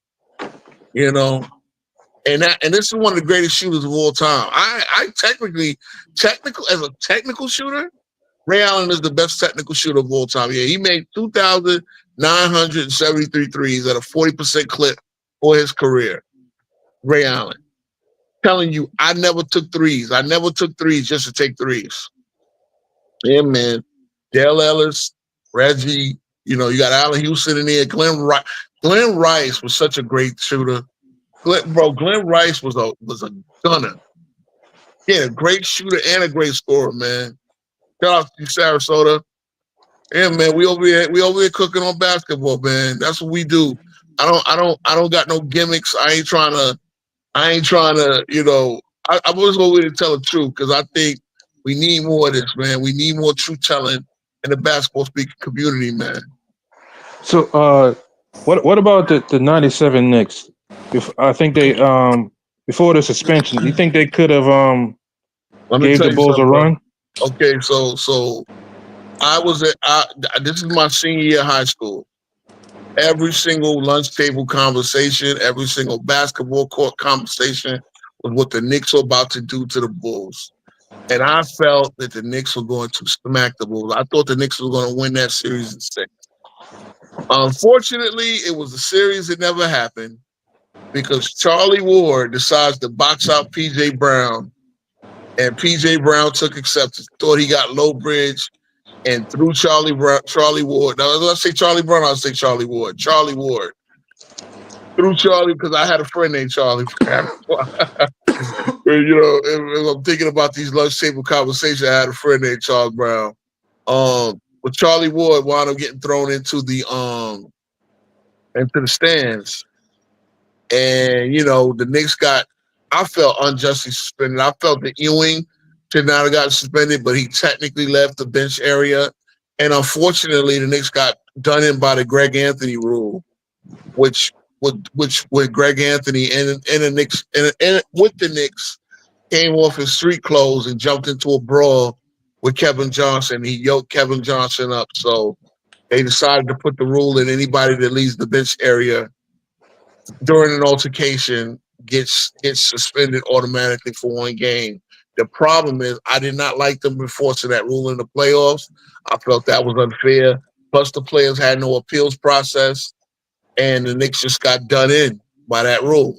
You know what I'm saying? So I did feel that was our best. I felt that was our overall best chance to beat Jordan. And I felt we would have beat Jordan. Again, I did a show about hypotheticals. You can't live with hypotheticals. At the end of the day, the Knicks fucked themselves up with that brawl. And, but Switch Life, what's up, man? Hey, what's good with you, bro? I heard you talking about the technical shooter shit. Is that a spicy take or is that the truth? Hold on. Excuse me real quick. Hold on, bro. Yeah, no problem. You all right? Oh yeah, I'm back. Yeah. I heard you say Ray Allen is the best technical shooter. I would probably say him or Klay Thompson. That's the best. Yeah, I Either mean, one. you definitely got one. You definitely got two. Like Ray, I just think Ray Allen has the perfect shooting form. Like he has that. Again, I don't know. I'm not a shooter. I mean, I really wish I could shoot like that. I That's can't. my specialty. That's why I said Ray or Okay. Klay. I'm not really mad at you saying Ray Allen at all. I remember that, and this is one thing ESPN does do well. Sometimes they do these little technical segments, and they were showing how Ray Allen has that perfect arm angle when he pulls up. But yeah, man, I mean, you could get some of these guys in the gym. I wish you could get all the greatest shooters in the gym. I really wish they could have did a 3-point contest, but Ray Allen's career was pretty much Let me ask you over. this though. I Go think ahead. Kevin Durant is. I mean, when it comes to just making shots, Kevin Durant can make shots from anywhere on the court. That's true. So like when it just comes to shooting, man, it's like he really like the best natural shooter to me, Hard. kind of, because He's got a hard shot to bother. I'll tell you that's that what I'm much. saying, bro. And he can shoot from anywhere on the court, mid-range three, long three, close shot, baseline. You know what I'm saying? Left shoulder, right shoulder. Mm-hmm. Kobe like that too, in a way. Yeah, I would say this. Kobe is the best shot maker of all time, and Yeah, Kobe's the best. He's the best shot creator and shot maker. Yeah, best yeah. shot creator. When it's funny when people say this, because again, the debate that we had on this channel, not this channel, but not my show. They had it, and it's like you have to. If you're gonna compare Kobe and LeBron, you got to understand they're two totally different players. They're two totally different type of weapons. So if you're gonna compare them using numbers, you're not doing. If you're gonna look at field goal percentage and true shooting percentage, that's not how you compare them to. You got to compare them to by understanding what Kobe brought to the Lakers, the dimensions he added to the Lakers offense, playing in the triangle system and stuff like that. You know what I mean? Kobe, if I'm going to look at it, if I'm going to make my case for Kobe, I'm going to say over Kobe or LeBron. If I thought their skill, if I average out their skill set and I say they're about equal, then I'm going to say, well, who would I rely on with my life on the line? I got one game to win. Do I want Kobe or do I want LeBron? You said whose skill set is equal?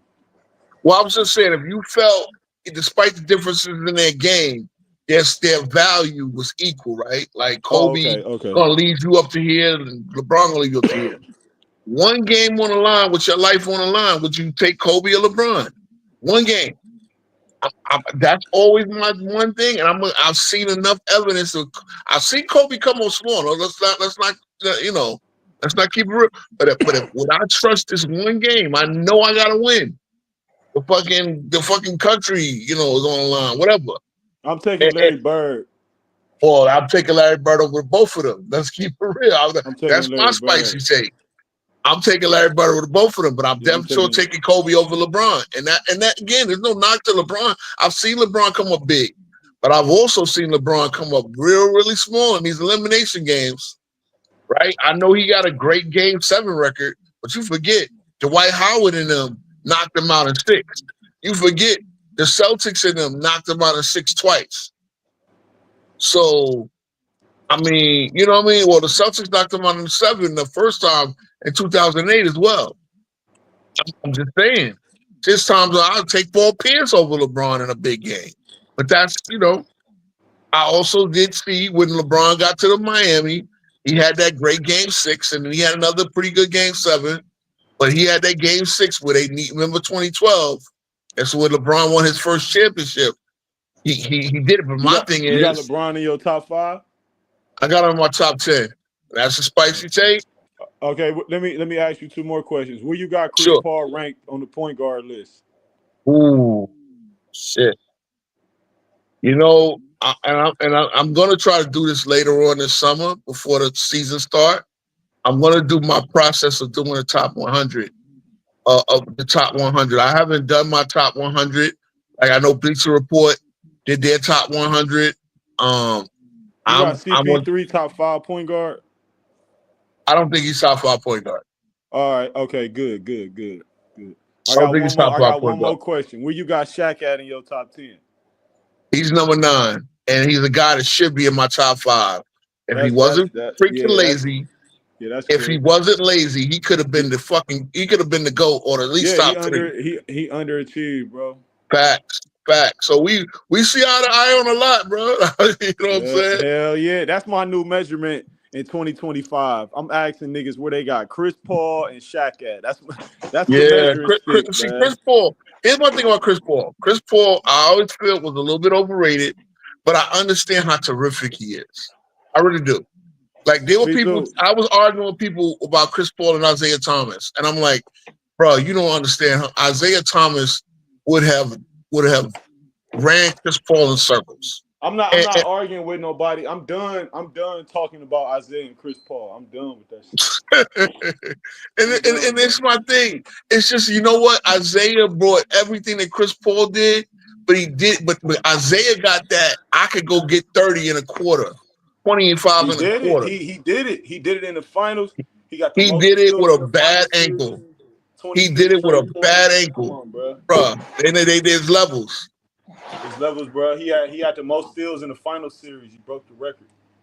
Now, Chris Paul, again, terrific player. Is like Chris Paul when it comes to his assist to turnover ratio, right? He doesn't turn the ball over. But there's just a level that Chris Paul does not get up to. And there's a problem, too, with Chris Paul. I think he's a good leader, but I think there's something about Chris Paul in that locker room that just like he's a little bit of a grouch. They said he like a teacher's pet, man. Yeah, he's like a teacher's pet. Remember when he left the Clippers? When he came back, a lot of his former teammates were disrespect because they didn't like him.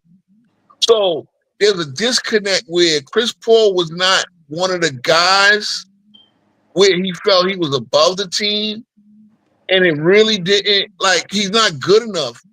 He's not good. He wasn't good enough to be I'll tell you this.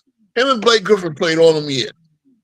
And I understand Blake Griffin had limitations in his game, but him and Blake Griffin had like no relationship. And look, Jordan and Pippen weren't the greatest of friends, but they had enough of that on the court mutual respect to cook together. I think Paul and Blake Griffin had nothing. And really, they should have been the new Stockton and Malone. Yeah. At least on the court. And they really wasn't. They were just levels below. And that kind of held the Clippers back. Like, this is why they never did it. They never got out of the second round, I believe. Chris Paul played. I got another question for you. Where you got? Yeah. So who your top 5 centers? I asked you that. Who your top 5 centers? Top 5 centers. Of course, I got the OGs. My OGs are the 3: Kareem, Wilt, and Russell. So I actually got Wilt first, second Russell, third Kareem. Then my 4th would be Shaq, and then 5 is Keem. Oh I got Keem. My God! Come on, man. So I do get because the thing, Shaq is in my top 10. He's in my top 10. But Akeem, see one thing I can't deny about Shaq is he dominated the league from 2000 to 2002. So not too many people can dominate the league where he was the linchpin of the 3. Obviously, he had Kobe. And see, one thing I don't do here on this channel, I don't say, well, Kobe had Shaq and Shaq had Kobe. No, Kobe had Shaq had Kobe, and together they dominated the league for 3 years. What about this though? Shaq won with Kobe and Wade, and Hakeem won with Kenny Smith and Mario Elie. That got to count for something. That is true. And again, he took them head to head. I get you. He swept the most in NBA history, bro. You're right. He got swept 7 times, including 5 times in the 90s. But then I cannot undo the fact he never led the league in rebounds. He never. I get that part. Well, technically, let me see. Hakeem lead the league in rebounds. Hold on. But I'm saying Hakeem was never called the most dominant. You know what I'm saying? You're right, and that's the thing is the fact that Shaq was the most. See, that's the thing. So if the fact that Shaq was the most dominant for 3 years, where Hakeem dominated for 2 years. See, that's the thing, and that's what I do when I do my top 10. I mean, my all-time great list. Hakeem went to the finals in '86 and he beat Kareem to get He did. They did. I'm not going to take that away from you. Finals. See, I'm not going to take that away from you, but then there's like that lull. And see, this is what I don't know if you watch FYF. Oh, yeah, Hakeem does have 2. So apologies. Hakeem has 2 rebounding titles. He has 3 blocks titles. He come on, bro. He got 2 deep boys. I get it. I get it. Shaq never even know what? I might start to hold on. I might start to reconsider. Because now that I'm looking at certain things, I might start to reconsider. Bro, Shaq never made first team all defense. Hakeem is the greatest defender ever, bro. You're right. I think he's him and Russell are 1 and 2. Right, and he the best. He's the best center ever to me. If we talking about best, if we specifying it down to skill set, best versus greatest. I got you on that. I got you on that. Talking about, I think Hakeem the second best all around player. Man, bro, I wish. You know what? I wish you was with me on FYF because I don't know if you watch FYF. with Nah, Lamont and man. them I guys. don't like that. I don't like that channel, man. They be muting But people. see, you see, this is why. Look, if They I be didn't go up pushing to that narratives, channel, man. That shit's some bro, clown if shit. I didn't, I'll tell you this. If I didn't, because I met my dude CW, GoCast podcast. He saw me go over there cook them one night, and I sat there. I was sat my turn, waited my turn, and I was over there, and I said, "Y'all get on Jordan for losing in the first round of Scottie Pippen. I mean, to the Celtics, but y'all don't realize that Charles Oakley was his number 2 scorer. Y'all wanted Jordan to beat the damn Celtics with Charles Oakley being his second scorer. That's nasty work. But yeah, you know that dude in his theme song says that Akeem Olajuwon was overrated. He don't have Akeem Olajuwon top 10. Man, I don't respect the shit he said about basketball. Anybody that say Bro, Hakeem overrated, bro, I'm you're telling you, bro, I got that dude to say that he would take Rudy Gobert to guard Shaq over Akeem Olajuwon. And I'm yeah, looking bro. at I Akeem's don't take what numbers. he say serious, bro. That nigga want clips and views, bro. Yeah, that's what it is. And again, I'm never gonna be. I promise, I'll never be that clickbait channel. I will like swerve y'all with a certain, I will try to get titles to attract, to, like make titles to attract viewers and all that. But I'm not gonna be that clickbait. And I'm gonna stay. Like I said, this is 10 toes down. We stand on our tech now. I've for a while I've stood on the Shaq over Akeem thing. But as I'm looking at the numbers right now, bro. As I'm He's looking not at the over him, numbers right bro. now, I might have to reconsider. I actually, you know what, bro? You know what, bro? This is for you know what? I salute. I'm Yeah. standing on business. Hakeem You got Olajuwon is the 9th best player in NBA history, yeah, and you gotta Shaquille put him O'Neal over is Shaq. He 10. swept the nigga. He's a He better did, all he around swept the player, bro. nigga. But I'm really He looking at had the better dominance of conditioning. Hakeem's numbers. He won with Robert Ory and fucking Kenny Smith and Vernon Maxwell and Mario Elie and them. Matt Bullard, Yeah, I mean, Odin he did Thorpe. have Drexler for the second one, but no, you're right. Come I mean, on, bro. Drexler ain't No, better he than had Kobe. Cassell. Huh? Kobe was first team all defense in 2000. They talking about Kobe got carried. Kobe set a defensive record in the playoffs in Yeah. 2000, 30 blocks and 30 steals. Trust me. I mean, listen, man, Lamar. You know what, Lamar? And the worst part about Lamar is he's a good guy, but he's playing into that. He's playing into that thing. They clutch sports need him. Again, I technically, I really, no, I will never be a shock jock, bro. I'll never be a shock jock. But I'm really because that's the thing, man. And I really tried to make that point, but I really wasn't giving Hakeem Olajuwon his numbers the numbers and the dominance just do. Now there was a point where Hakeem Olajuwon doesn't get out of the first round for 5 years, right? But I'm not like, bro, 3 or 4 of them years you got Sleepy Floyd and Rodney McCray as his next Sleepy best player, Floyd. and the Sleepy Floyd was a good player. So was Rodney McCray. Yeah, okay. But as I say because they were asking me, well, how do you justify them not get out of? I said, bro, they just didn't have the team. Sleepy Floyd, nice player, not good enough. I mean, again, if you go and look who they lost to, and I know one year they don't make the playoffs. I mean, you got to remember this too about Akeem. Akeem was fast for Ramadan. Yeah, he When won he a became a championship Muslim. during Ramadan, bruh. Yeah, when he changed his name from Akeem to Hakeem, he became a Muslim. Yeah. And then, I believe he came into the league as a Christian, and then he became a Muslim. How you got Shaq over him, bro? No, because again, the three-peat, the level of Oh dog, like. man, come on, But man. no, I mean, You talking I about the just told three-peat you. But hold against on, bro. I just told you. 'Cause yeah. I want You people talking to about understand. Hold on. But hold on. I want you to understand. Like when I do the top 10, I really think that these guys are all like. The margin from 1 to 10 is like razor thin. Like Jordan is number 1, but there's guys that will tell you. There's guys that will tell you that Oscar Robertson, like old heads, will tell you Oscar Robertson was everything Jordan was and I better. mean, my grandfather told me that, but I'm saying is though, Shaq, bro, Shaq not over no Hakeem, bro, because the degree of difficulty that Hakeem No, you're faced right. was greater than Shaq's. No, you're right. Look. I got. Look, here's Just the like thing, right? Moses Malone. See, here's the thing. I don't have Duncan in my top 10 at all. I think Duncan was a terrific player, but I don't got Duncan with them guys. Like I don't think Tim Duncan was Duncan is better than. greater than Shaq. Ooh, He got I the most mean, defensive can I teams in say NBA history. I can take Shaq down one. I just put Shaq in my number 10. Shaq is now 10. And Bro, again, I think Shaq should have been the GOAT. I think Shaq should have been in the GOAT conversation. His laziness took him out of the GOAT conversation. His yeah. his inability to hit free throws and shit like Yep. that. His trainer said he underachieved. Yeah, I mean, he did, but he was so. I mean, yo, at the end of the day, Shaq was so damn good. Shaq, Oh my God, man! He I mean, dunked on Jason Collins for the championship. Kenyon Martin, stop! Come on, man. yeah, Kenyon Martin, bro. Kenyon Martin but 6'9", bro. But you got to understand, okay, 2 of the 3 years they got to the finals, they did beat the Spurs. Now I understand Yeah, and Duncan you don't got a have a nigga Kobe. averaging 30 against Bruce Bowen on your Look, team. here's the thing that I'm gonna put for Shaq.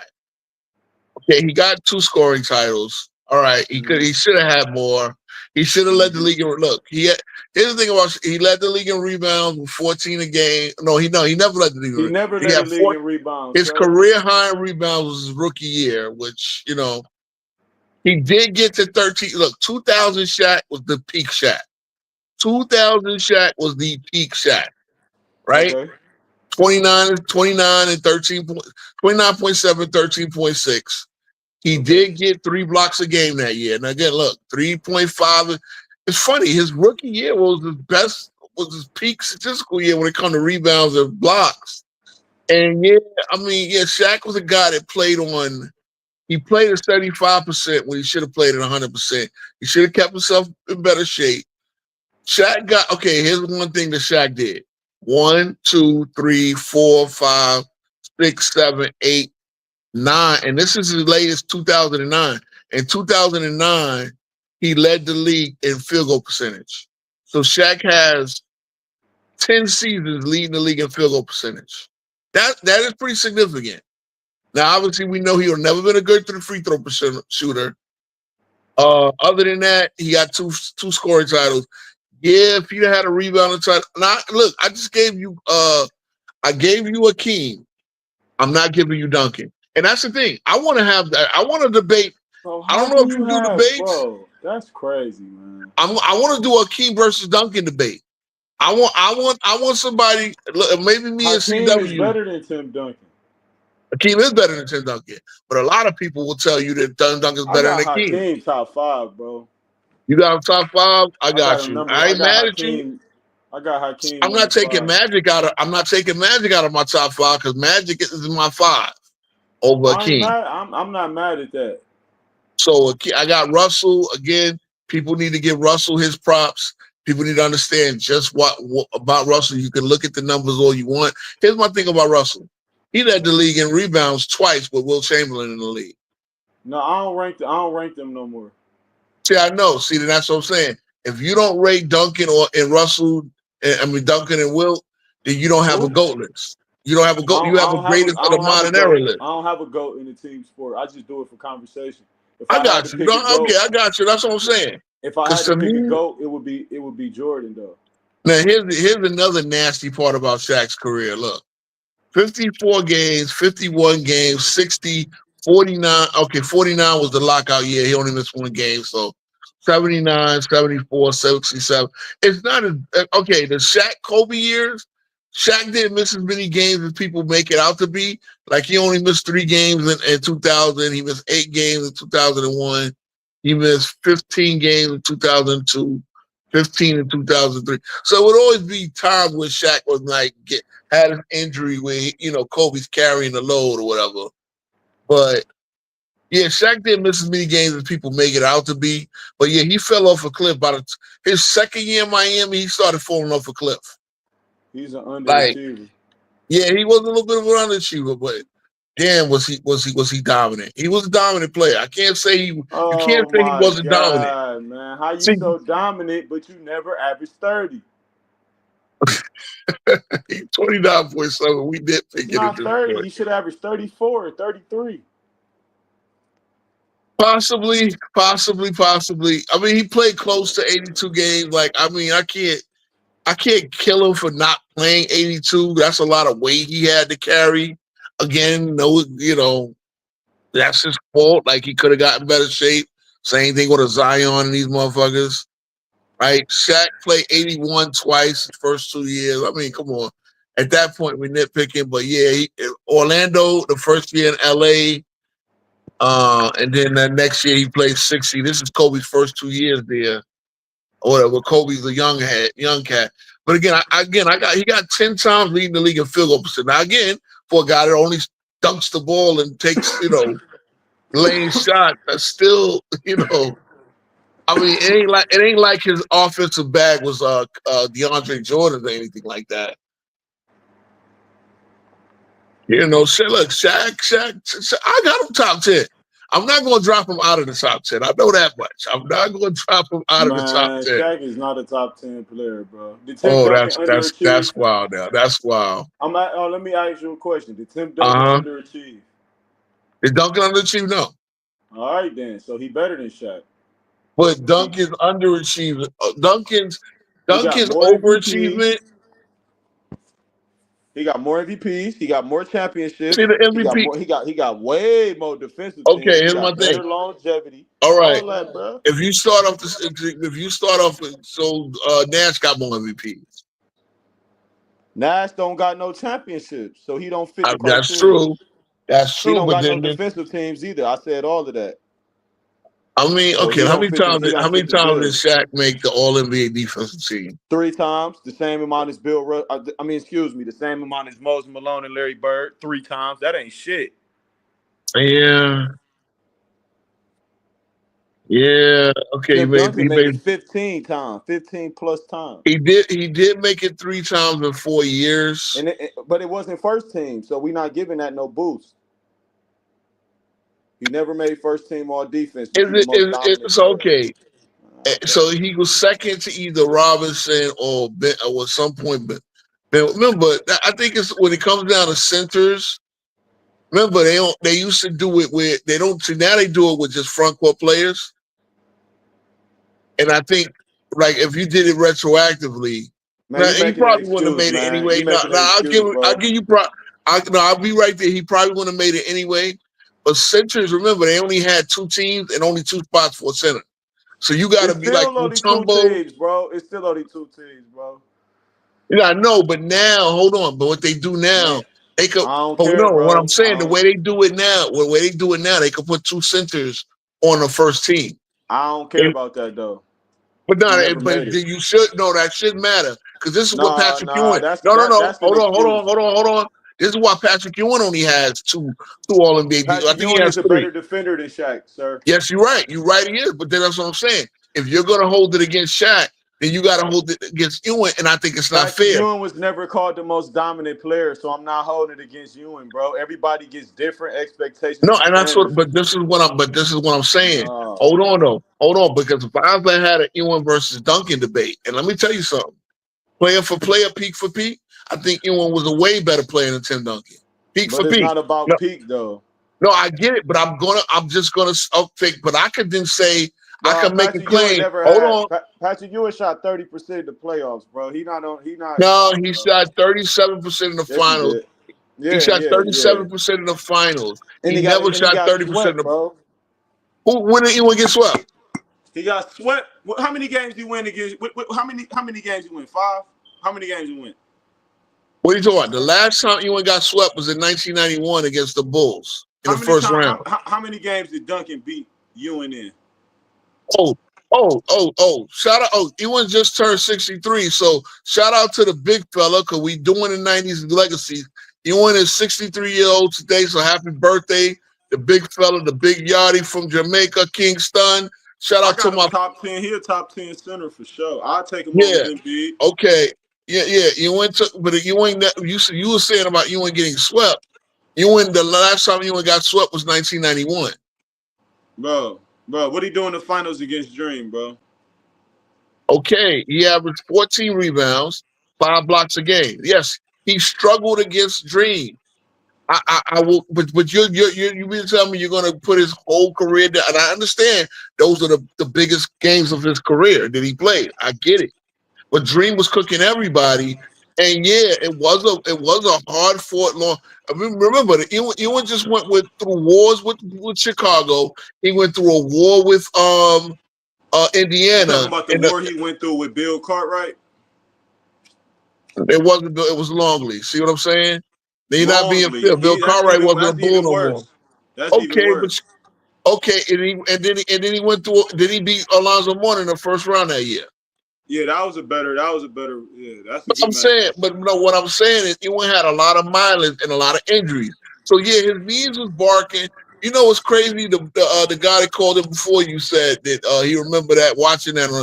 Honestly, bro, that when the OJ shit had hit, I'll be honest, because Jordan wasn't there, I felt that everybody was gonna say, "Oh, y'all only won a championship because Jordan wasn't there." So I wasn't even that invested. But yeah, man, happy birthday to the big fella. While we talking of him, today is his. I was looking up his numbers and I realized he's exactly 63 today. August 5th is his birthday. So happy big birthday. We got 30 minutes left here on the East Coast at least. But happy birthday to the greatest Knick of all time. As you see, I'm a Knick fan. The big fella Patrick Ewing. Hold But on, yeah, he said Shaq three-peated with Robert Horry. Robert Horry won 3 with the Lakers. Yeah, he did. So he won 2 with the Rockets, 3 with the Lakers, 2 more with the Spurs. So that's where his 7 rings come from. Which everybody glazes to be damn because he's just round up in the right. You know, I mean, again, Ori was the third scorer on one of those teams. So you know, he was the third leading I don't know scorer why I on the thought he won 95 2 Rockets. with I don't know why I thought he won 2 with the Lakers for some reason. He did win 3 then. Yeah, so it was 3. It was 3-2, 3-2. So he wound up back in when Texas was San Antonio. Well, yeah, man. You know what? Look, That nigga Robert Horry said Hakeem Olajuwon is 10 times better player than Tim Duncan. I want to go 10 times, but I would go a lot. I was significantly better. Let me tell you something, man. I think Moses Malone was a better player than Tim Duncan. Moses Malone better than Shaq. See, remember, and again, when we do these debates, like we do a lot of debates up here. I don't know if you ever be interested in pulling up and participating in one. We definitely, but we do debates. There's better and greater. And look, it's not totally different, but it's similar. Like it's a different it's not a different concept, but it is better and greater are 2 different things. Because I think greater is like quality over sustained amount of time. Like Duncan is greater because of his longevity a lot of the times than some guys. But that's why I was making a point of peak for peak. If I took their best 7 years, Ewing's numbers are shit. The same way if I took Robinson's best 7 years, those numbers are shitting on Duncan's best 7 years. Shitting on him. Niggas wasn't. David Robinson was in the playoffs doing shit bag. He wasn't doing shit in the playoffs. That's a stretch. Like he was outplayed by Hakeem. Dream destroyed that nigga, man. Hold on, but let me think. Okay, he when you say he wasn't doing shit, I'm gonna look at the playoff numbers. Man, they had Rodman and he Robinson, did drop and off. They still got cooked. He did drop off, but wait a minute. Let's see. 95, he averaged 25 and 12. 3 blocks. I mean, to say he wasn't doing shit again. This is with he did shoot 45%. What did he do in the playoff? What did he do in the finals against Dream? He didn't. Okay, the conference finals. Hold on. I'm gonna look at the series. I'm gonna look at the series against Dream. And again, he did get cooked. But you saying he didn't do shit in the playoff? Just getting cooked. See, that's the thing. Like you know, Duncan, hell no. Hold on. Because this is about legacies of 90s players. To say he didn't do shit is a lot. You got cooked by Dream. Compare him to Tim Duncan, bro. See, here's my thing. But hold on. Okay, wait. Okay, that's fair. But then when did Tim Duncan play against a prime Hakeem? He didn't play against Hakeem. So I feel he like played against your boy. Swept your boy Shaq. You're right. He played Shaq, but Shaq ain't a king. He swept your boy Shaq. He ain't play him. He swept your boy Shaq. Okay, and wait a minute. Shaq also swept Duncan. Hold on. Shaq swept Duncan. Yeah, and again, this is the argument. Hold on, bro. But this is an argument I make for Kobe. Shaq swept Duncan where Kobe was the star I just said that. Yeah. You're right. But Kobe, they beat them by 103 to 80. Like the 4 games, 103 to 81 than the average. They beat them by 22 points a game. So again, okay, against Houston, they went 23, 24. He went 24 and 11. He got severely outplayed. There's no doubt about that, right? No doubt about that. But look, in the semifinals against the Lakers, Robinson went 30 and 16. Now I know that's Vlade Divac, and in the first round they played Mutombo in the Nuggets. He only had 19 and 7, but they swept him in 3. Who cares, right? But the series before he went 30 and 16. So to say that Robinson never did nothing in the playoffs is a little unfair. His first playoff series they played against Denver. This is man, before life King. ain't fair, man. Yeah, but that's what I'm saying. I mean, come on, man. Like we go the Heat against Phoenix, he went 30 and 12. Look, even with Duncan, I mean, even with Robinson there, it was one. Did it Okay, lead to 2000. wins though, bro? Did it lead to winning? I mean, Quality winning. Okay, then you take the championships away from them that Robinson No. was there for. You take 99 away from them. If we do that, he won without the nigga. See, So I that's what mean, again. hey, See, no. Look, you come on 10 Toes Down podcast. One thing the theme that I said, you can't do the without. Because here's my thing. Duncan does not win in 99 without Robinson. The same way I said Robinson even doesn't if you win want without to take Duncan. if you want to take the rings away that he won with him, he still won without him. Is what I'm saying. Yeah, but so I'm saying I hate the without conversation. This is weird. See, remember, what does the title say? Well, but he had Pippen. And all they do is get these LeBron fans to imagine a world where Scottie Pippen don't exist. Oh, but Jordan, guess what? If Scottie Pippen didn't exist, then the Bulls would have found a way to get a set. Here's my thing, right? If we're going to do the what ifs, right? If we're going to do the Nah, what bro. ifs, David Robinson was at the back end of his career. It's see, you not the just want to equal stick. You comparison sticking on again, but he of a still was Scottie important. Pippen. Hold on. He still was the first. He was still an All NBA defensive player. He still was a guy that was top 10 in MVP voting. See what I'm saying? Okay. I know he was at the back of his career, but he still was a vital piece. See, my I point is, never bro, said he when you wasn't. do that, I or never when said you he wasn't though. When did I say he wasn't? okay, but that's what I'm saying. Well, my point is when you start having a without, well, what if he didn't have him? What if he didn't have him? I didn't say that. I know you didn't. I know you didn't. But my point is the fact of the matter is he was there. Now again, Duncan obviously goes, look, the fact that David Robinson fell off because of the back injury is why David Robinson is not in the top 10 of a lot of people's list, and Duncan is, right? Duncan's in the top 10 of a lot of people's list. I got him outside of the top 10. Why? Because you can't have everybody in the top 10. Again, I put the 2 OGs in there. I'm sure you put Kareem in your top 10, right? Yeah, he played in the 80s.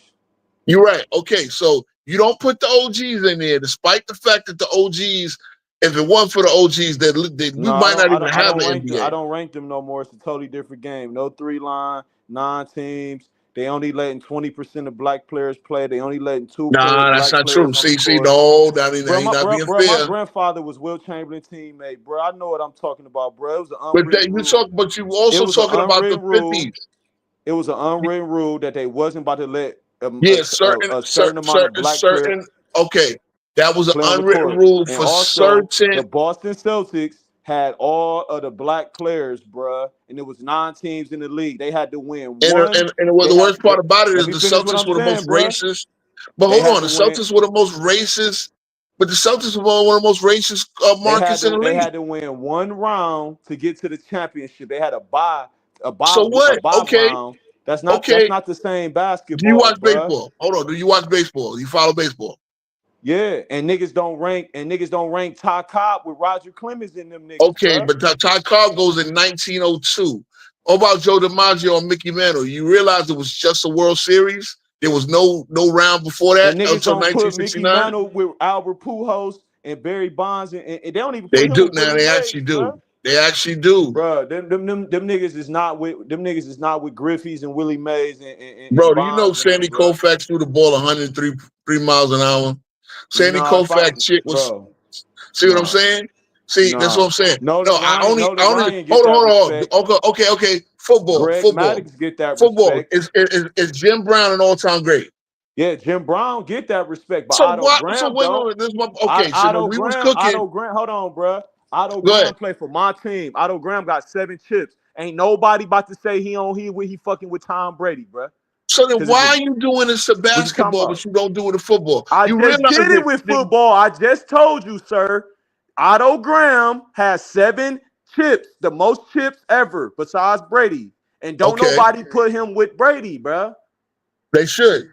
But they don't because it's a different Okay, game, bruh. He played in the PBA, but bruh. then what about? Okay, so you put Jim Brown in your top, whatever, Yeah, right? You put, Jim Brown. Yes, Jim Brown.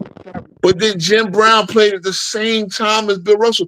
Bill Russell, Akeem, He Kareem didn't play the same Abdul-Jabbar, sport. and Bill Russell. Muhammad Ali. Hold on. Jim Brown was playing without a damn face mask. That shit was wild, bruh. What are you talking about? Okay. He was And getting punched in the face running the ball, wait a bruh. minute. Wait a minute. Will and Bill were playing Come in on. Chucks.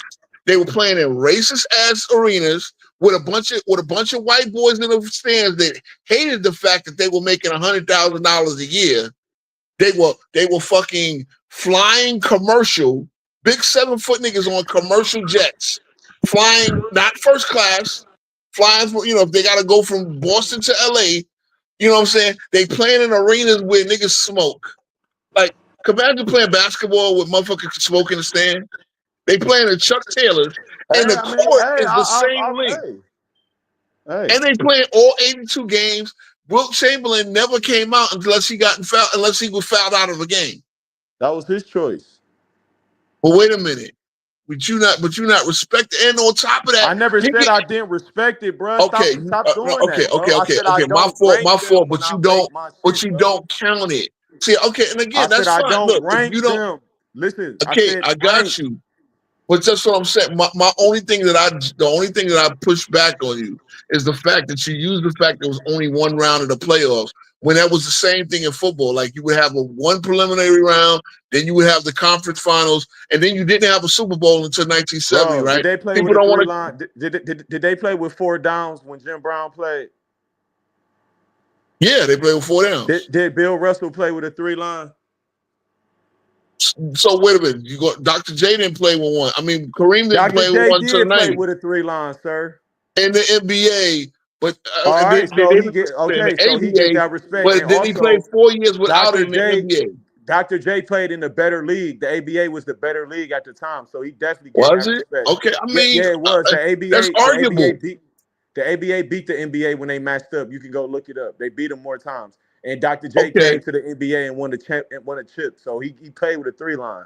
And he was in a dunk contest, bro. Just like Kareem but was. wait, so nobody in the 70s mattered. Then Tiny Archibald and them don't matter. Tiny I mean, Archibald played with a 3 line. he played a few You seasons. reaching, man. You reaching, bro. You reaching. How You am I reaching. reaching? Because I think the Because you just 3-point trying line to argument find is a niggas, bad bro. one. You just trying to find niggas at this point, bro. No. You got to understand this. You said the 3-point line. I think that's a Tiny minor Archibald thing. is in nobody's top 10 or 15. Why you bringing him up, bro? Okay, but by the same token, you still got to rank him somewhere, though, right? I don't know. I Yeah, mean, nah, look, he would never be over a Iverson or none of these niggas, or the Shea, crazy or part, none of no, these the niggas. crazy part is, though, about Bill and Will. Two of the best things they did, they didn't even keep them as a stat. Like, can you imagine if they counted blocks and steals? Okay. But my thing is, again, the league was more competitive in a lot of No, it ways. wasn't, bro. Stop, bro. No, it wasn't. Let me ask you this. Niggas went home. Listen, bro, you gotta remember.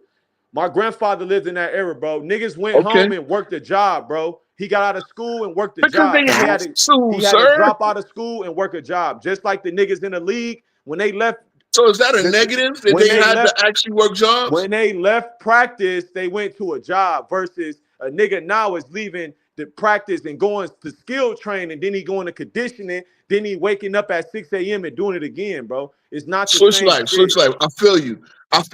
So now you know what that is. But hold on, you know what it is? Because they weren't all millionaires. Everybody in the league wasn't all millionaires. That means you're right. They left and went to a job because they had to. A lot of them needed to put something on their house to take care of their house. Now these niggas are fucking pampered billionaires, goddamn 100 millionaires, and then they can't even play 82 games. So I'm gonna sit there and rank a nigga like Curry They over can play Bill Russell. 82 games, bro. They don't be letting them niggas play 82 games. Oh, that's the next part. So the Yeah. actual see, that's the thing, right? So if you No, making yeah, millions Will of had dollars, to right? hold on. You That was just said they making that was millions of another dollars reason. and Hold they on, bro. pampered. Hold on, bro, because the people will come to this channel and tell you the reason why they never took Wilt out of the game because they didn't want people like they Wilt had to play because they needed him as an attraction. It was a circus. Thank you. It was a circus ball, No, bro. it This is was what I'm competitive. telling No, you, bro. bro. No, that's not fair. Come on That's not down. fair. See, All Wilt right, get all a right, all right. rebound. That's what it was, my nigga. He was a Let me tell you something. That's the globetrotter, next. bro. Hold on, that's gonna be Thursday's show, and you need to pull. I hope you subscribe to Bro, the I channel, got the bro. yearbook with Wilt Chamberlain in it, bro. That's my grandfather high school I teammate, understand, bro. I got a grandfather too. I started this. I had two grandfathers before all this Google shit. They had each one of them had an almanac. Hold on, each one of them had an almanac. I'm gonna show the yearbook. Oh, you could okay, but each one of them had the almanac. My grandfather played high level too. He played around. You know, where he did is disputable. But the fact of the matter is, I used to get my information out of before Google. I used to get my information. Each one of them had an almanac, and I would study all like from much as I could. And that's how I knew these numbers and all this. I mean, it's like, look, 60s. When it comes to the 60s and the 70s, that's gonna be the next. Look, who's better, Okay. who's best. They got Okay. Shaq #1 in this book. They go a book. This is an almanac right here. Shaq #1. I don't like that book, bro. Shaq should never be this book #1. got Shaq #1. It was written in hold on, I forgot what year this book. Hold on, let me see. What year was it read? See, I got an 86, 87 joint. 2003. They got Shaq #1, Wilt #2, Jordan, Bill Wow. Russell, Kareem. Now, if they would have Magic. saw how Shaq fell off after 2003, they would have never said that shit. Yeah, they was projecting. Yeah, they was projecting. Yeah. But see, that's my thing, man. That's my thing. And again, this is the 80s and 90s show, Legacy Series. I'm gonna get into the pre 80s era guys next, and I'll be part 5 of my Legacy Series. And I'm gonna talk about the Oscar Robertsons, the Jerry West, like Akeem, like Kareem is actually today is Kareem's day, but I'm gonna talk about him too because he goes through both eras. I don't rank. I'm a boxing fanatic. I don't rank Sugar Ray Robinson. Oh man, that's kind of crazy. But listen, man, the brothers from Coming to America were like. I don't rank them though. Listen, man. Look, I grew up on this barbershop talk too. They used to talk boxing. Oh, you talk about when I was a kid. Mike Tyson was just coming up, man. Mike, I'm from East New York and Brownsville, Brooklyn. All right. So Mike Tyson, my mother downstairs right now. I'm visiting her down in North Carolina, but she grew up with Mike Tyson. She grew up with Riddick Bowe. My grandmother is Riddick Bowe's godmother. Took Dorothy, his mother, to the hospital when she was pregnant with Riddick Bowe. You know, rest in peace to my grandmother. She passed last year, but she was Riddick Bowe's godmother. Like, you understand what I'm saying? Yeah. Like, I grew up in Brooklyn. We, you know what I mean? But got certain guys would talk about the boxing back then. Sugar Ray Robinson, man. I mean, Sugar Ray Robinson. Matter of fact, Sugar Ray Robinson, I think he fought. When I grew up in Brownsville, right across the street, there was an old abandoned gym. Sugar Ray Robinson, I think, had about 3 or 4 of his heavyweight championship fights in that abandoned fucking gym across the street from my house in Brownsville. It's all Eastern Parkway, Miss St. John's. I didn't even realize this until I fucking looked at Wikipedia. Yo, I grew up right there, and it's still sitting there. They ain't tear it down, they ain't renovated or nothing. It's still sitting there. They literally have 4 heavyweight championship fights in that goddamn abandoned arena. Still there. Still sitting there. It's crazy, man. But bro, that's yeah, man. So I ran into Tyson a few times. I never met Riddick Bowe, and my cousin did. I never met Riddick, and then you know the crazy part about I went in the Marines in '97. Riddick Bowe went to Paris Island in '96, and they was fucking with him so bad he had to ask him to go home. So I could sit there and say I fucking went through Marine Corps boot camp, but Riddick Bowe couldn't Man, handle I it. The had a fucking nigga tell heavyweight me champion of the Lennox world. Lewis was top 5 all time last week. Was Lennox Lewis top 5 all time? I mean, that's arguable. From the heavyweights, No, that nigga said all time. That nigga all said time, all time. all time, all fighters, all classes. Yeah, that nigga Nah, that's crazy. wild. Nah. Lennox Lewis beat a wash Mike Tyson, and he beat Holyfield. He never fought Roe, and both should have won in the Olympics. He Riddick beat Bowe should have Hakeem beat his Rocky ass after in the Hakeem Olympics. Rocky. They screwed him. Yeah. Okay. Those Hey, top shout 5 out to boxers of Cottage, all man. time. Shout out to Cottage. Who Autism your, boy. Shout out to Cottage. who your Thanks for top pulling 5 up to the. boxers? Yo, guys, please like and subscribe, man. Like I said, I'm trying to be one of the realest platforms on YouTube, man. Again, we yo, me and you agree a lot, social life, but certain things we don't see. And again, nobody won't ever see eye to eye 100%. You know what I'm saying? But please, guys, like, share, and subscribe, man. Just hit the comments.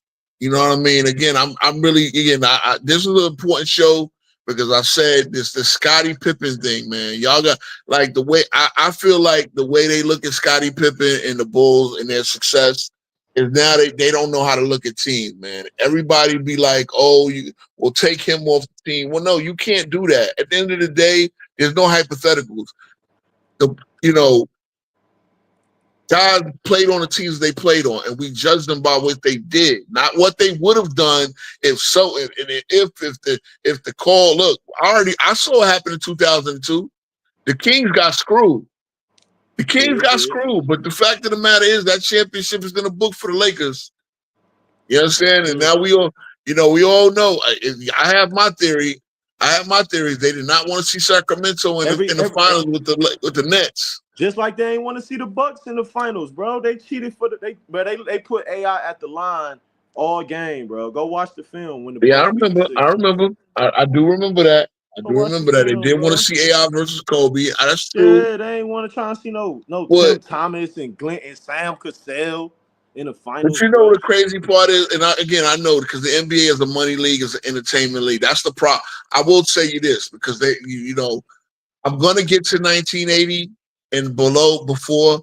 The league was not an entertainment league. And if you want to say anything, the league once they realized what Magic and Larry and then Michael would do for the league entertainment-wise, they started pushing them a little bit. I ain't gonna front. Back then, but before the 1980, it was really the best team. They didn't think of it as an entertainment league. And that was probably the issue.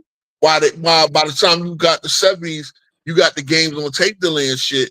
But once they realized the entertainment value that, mind you, let me not just act like Bird and Magic and them were fake. Like, it's not the WWE type of shit, right? You see, if you watch wrestling, you know they put the most entertaining wrestler. Obviously, the guy that will kick everybody's ass is rarely going to be the champion. It's the guy that has the most entertaining character. The guy that can fuck everybody up in a fight is usually not the champion. But so at the end of the day, with basketball, they started realizing, okay, if we push the biggest star in this team, we're gonna make more money. And I think the game changed a lot. But that's not to say that Jordan, Magic, Bird, and all them wasn't the real deal. Of course they was, but you still did get a little bit of manipulation. So that's one thing I will stand on because I've seen it. I mean, at the end of the day, you still have to have the best team, bro. You still got to have the best team. And so many of us that we're looking at these teams, but, well, what if they didn't have his so-and-so? Like, nobody thought of it like that. Look, my deal is, right, playing hoops.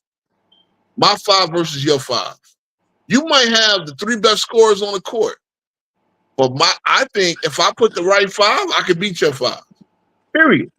It ain't about having the best scorers, though. See what I'm saying? Basketball is more than, because you can have the 3 best scorers. It's only one basketball. All three of y'all can't score. If I put a better team together, I could beat you with the three best scorers. And that's the way people got to look at basketball now. Now we look at all these super teams and shit and thinking, oh, you put Kevin Durant, Bradley Beal, and Booker on a team, that shit automatic. No, there's a reason why the team may make the playoffs this year. Because it's one basketball. And they don't got no point guard. They ain't really got no center. They ain't really have no bench. And what happened? They struggled. They struggled last year. They barely made the. Matter of fact, they made the playoff, but they got knocked out in the first round in a sweep. That's the problem. They start making these teams for fucking, just put the three best scorers on the team. And you think you're gonna win? No, teams are. You gotta have every element of a team. So that's one thing I love to talk about over here too, man. I could talk y'all ear off about that shit, but at the end of the day, man, legacies. I'm gonna tell you. These 90s teams, when y'all look at these 90s teams, these 90s teams were great fucking teams. Just because you don't have 7 Hall of Famers all on the same team, don't mean they weren't great teams. You know what I mean? Oh, Switch Life pulling back up. Is your other is you the same dude, Switch Life? Hello? Yeah, You had fell off? Hello? Yeah, I'm on my laptop now. Yeah. Oh, okay. So you came on a different. But yeah, I was I'm just on my talking about laptop. teams. I was just talking about teams. How we, that's the one thing too. We look at these 90 teams because they wasn't stacked with 7 Hall of Famers on the same team. We think these are inferior teams, and that's bullshit. That's bullshit. You don't have to have 7 Hall of Famers on the same team to be great teams.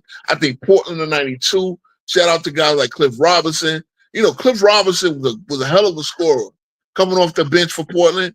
They don't realize, the Nuggets have some greats. I mean, my God, it's crazy, bro. But I really, I'm about to wrap it up in a little bit before we hit midnight. I really appreciate you for pulling up, man. No doubt.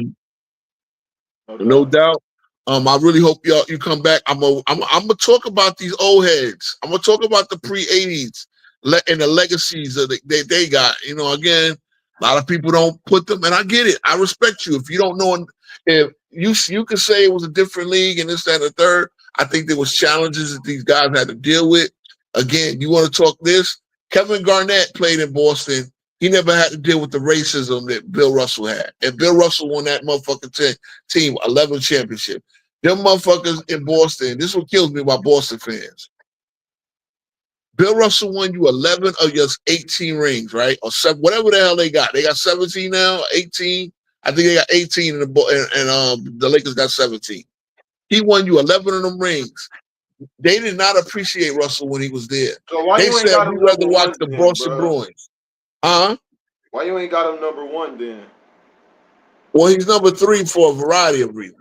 Oh, he should be number one. Jordan ain't Why? face the Because I don't just do racism he rings. did. I just don't do it. Jordan ain't face It's the not just racism. about rings. It's not just about rings. I said racism. Racism.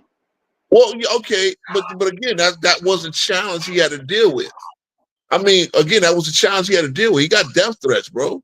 That's crazy. All right, How so you win in a city Jordan ain't deal with them challenges. So how do you got Jordan over Bill Russell? because Jordan did other things. Like, it's not just the challenges, but it's the fact that Jordan expanded the league's popularity. Jordan dominated physically, like both physically and then individually, and his team dominated to a league that, let's put it this way, the 3P that they had, they won 80 games a season. Bill Russell never team with all those Hall of Famers never dominated like that. Bill So Russell number won one, 8 hold on. I think that Wilt was a better player. Russell was a better winner.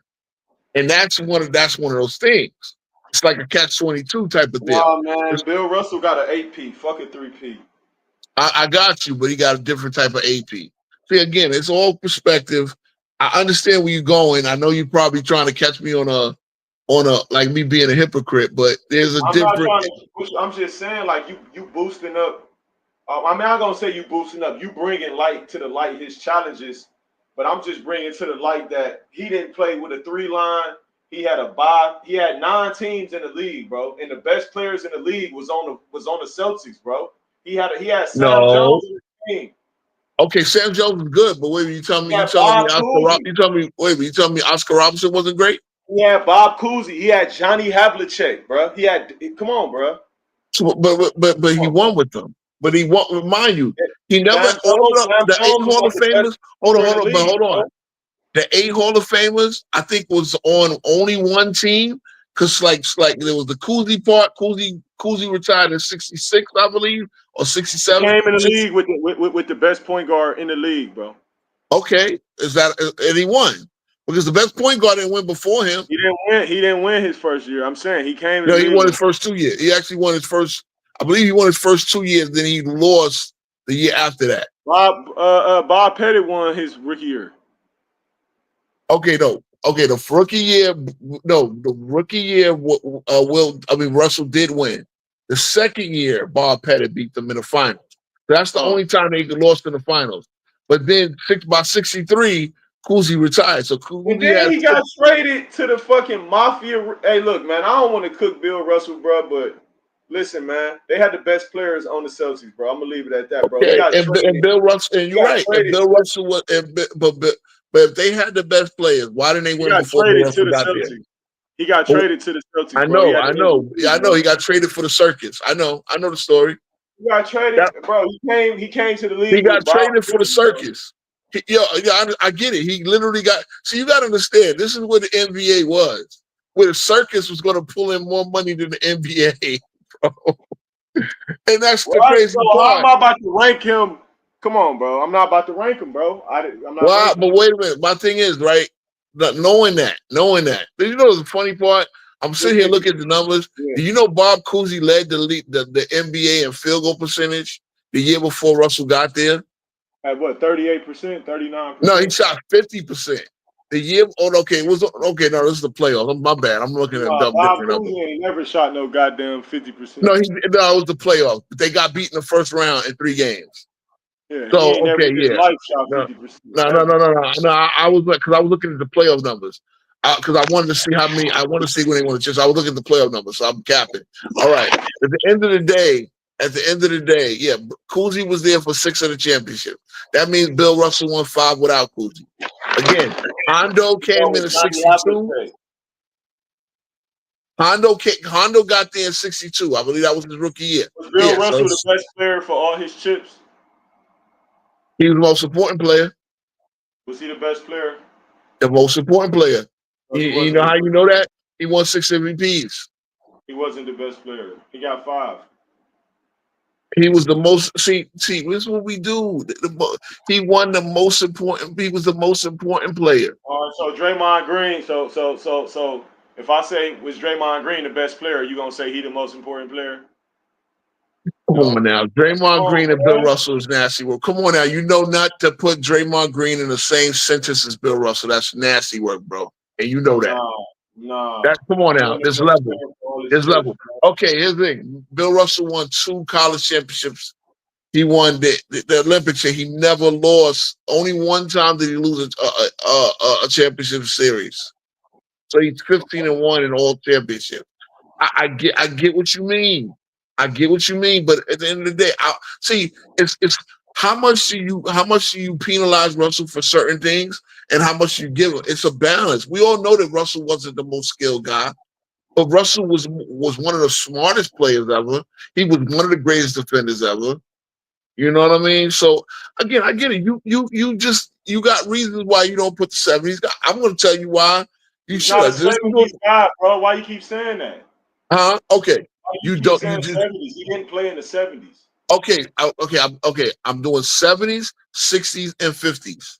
My next show, I'm doing all 3 of those decades while I'm talking about their legacies. So this was the 80s and 90s day. If you go back, I did the 2000s, like 2000s, and then I did the current era players. So I did the 2000s, 2010s, and before that, I did 2 shows on the current era player. The first one where I was talking about LeBron and the steroids, I never really talked about LeBron and the steroids. I was talking about player legacies and how do players want to be remembered. You know, the guys that are actually playing. So yeah. End of the day, man. Yeah. So previewing the next show, we're gonna talk about the 2000 era player. The old school players in the 70s and before. So basically I know Tiny Archibald played into the 80s, but we're gonna talk about the Pistol Pete's, the Rick Barry. Well, Rick Barry played in the 80s too, but we're gonna talk about the old school. I really should have gotten into Moses Malone, again, another guy who I think was a better player than Duncan, and I got a lot of reasons why, but I still put Duncan and his 5 rings ahead of Moses, barely. But yeah, man. Too, bro. You got Moses over Shaq? Hey, I ain't mad at you. I ain't mad at you. Easy work.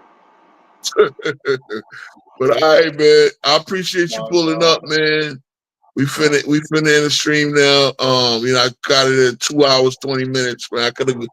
My last stream was 5 hours, bro. I was yelling at this cat that used to be on Go James Kingdom, Travis. I was yelling at him for 4 hours about fucking the way he rakes. It's funny because I should have been talking about Magic more this show, but I was talking about Magic and Bird on him the last show. But yeah, man. Appreciate you for pulling up though. Thanks for Hey, good show, all right. man.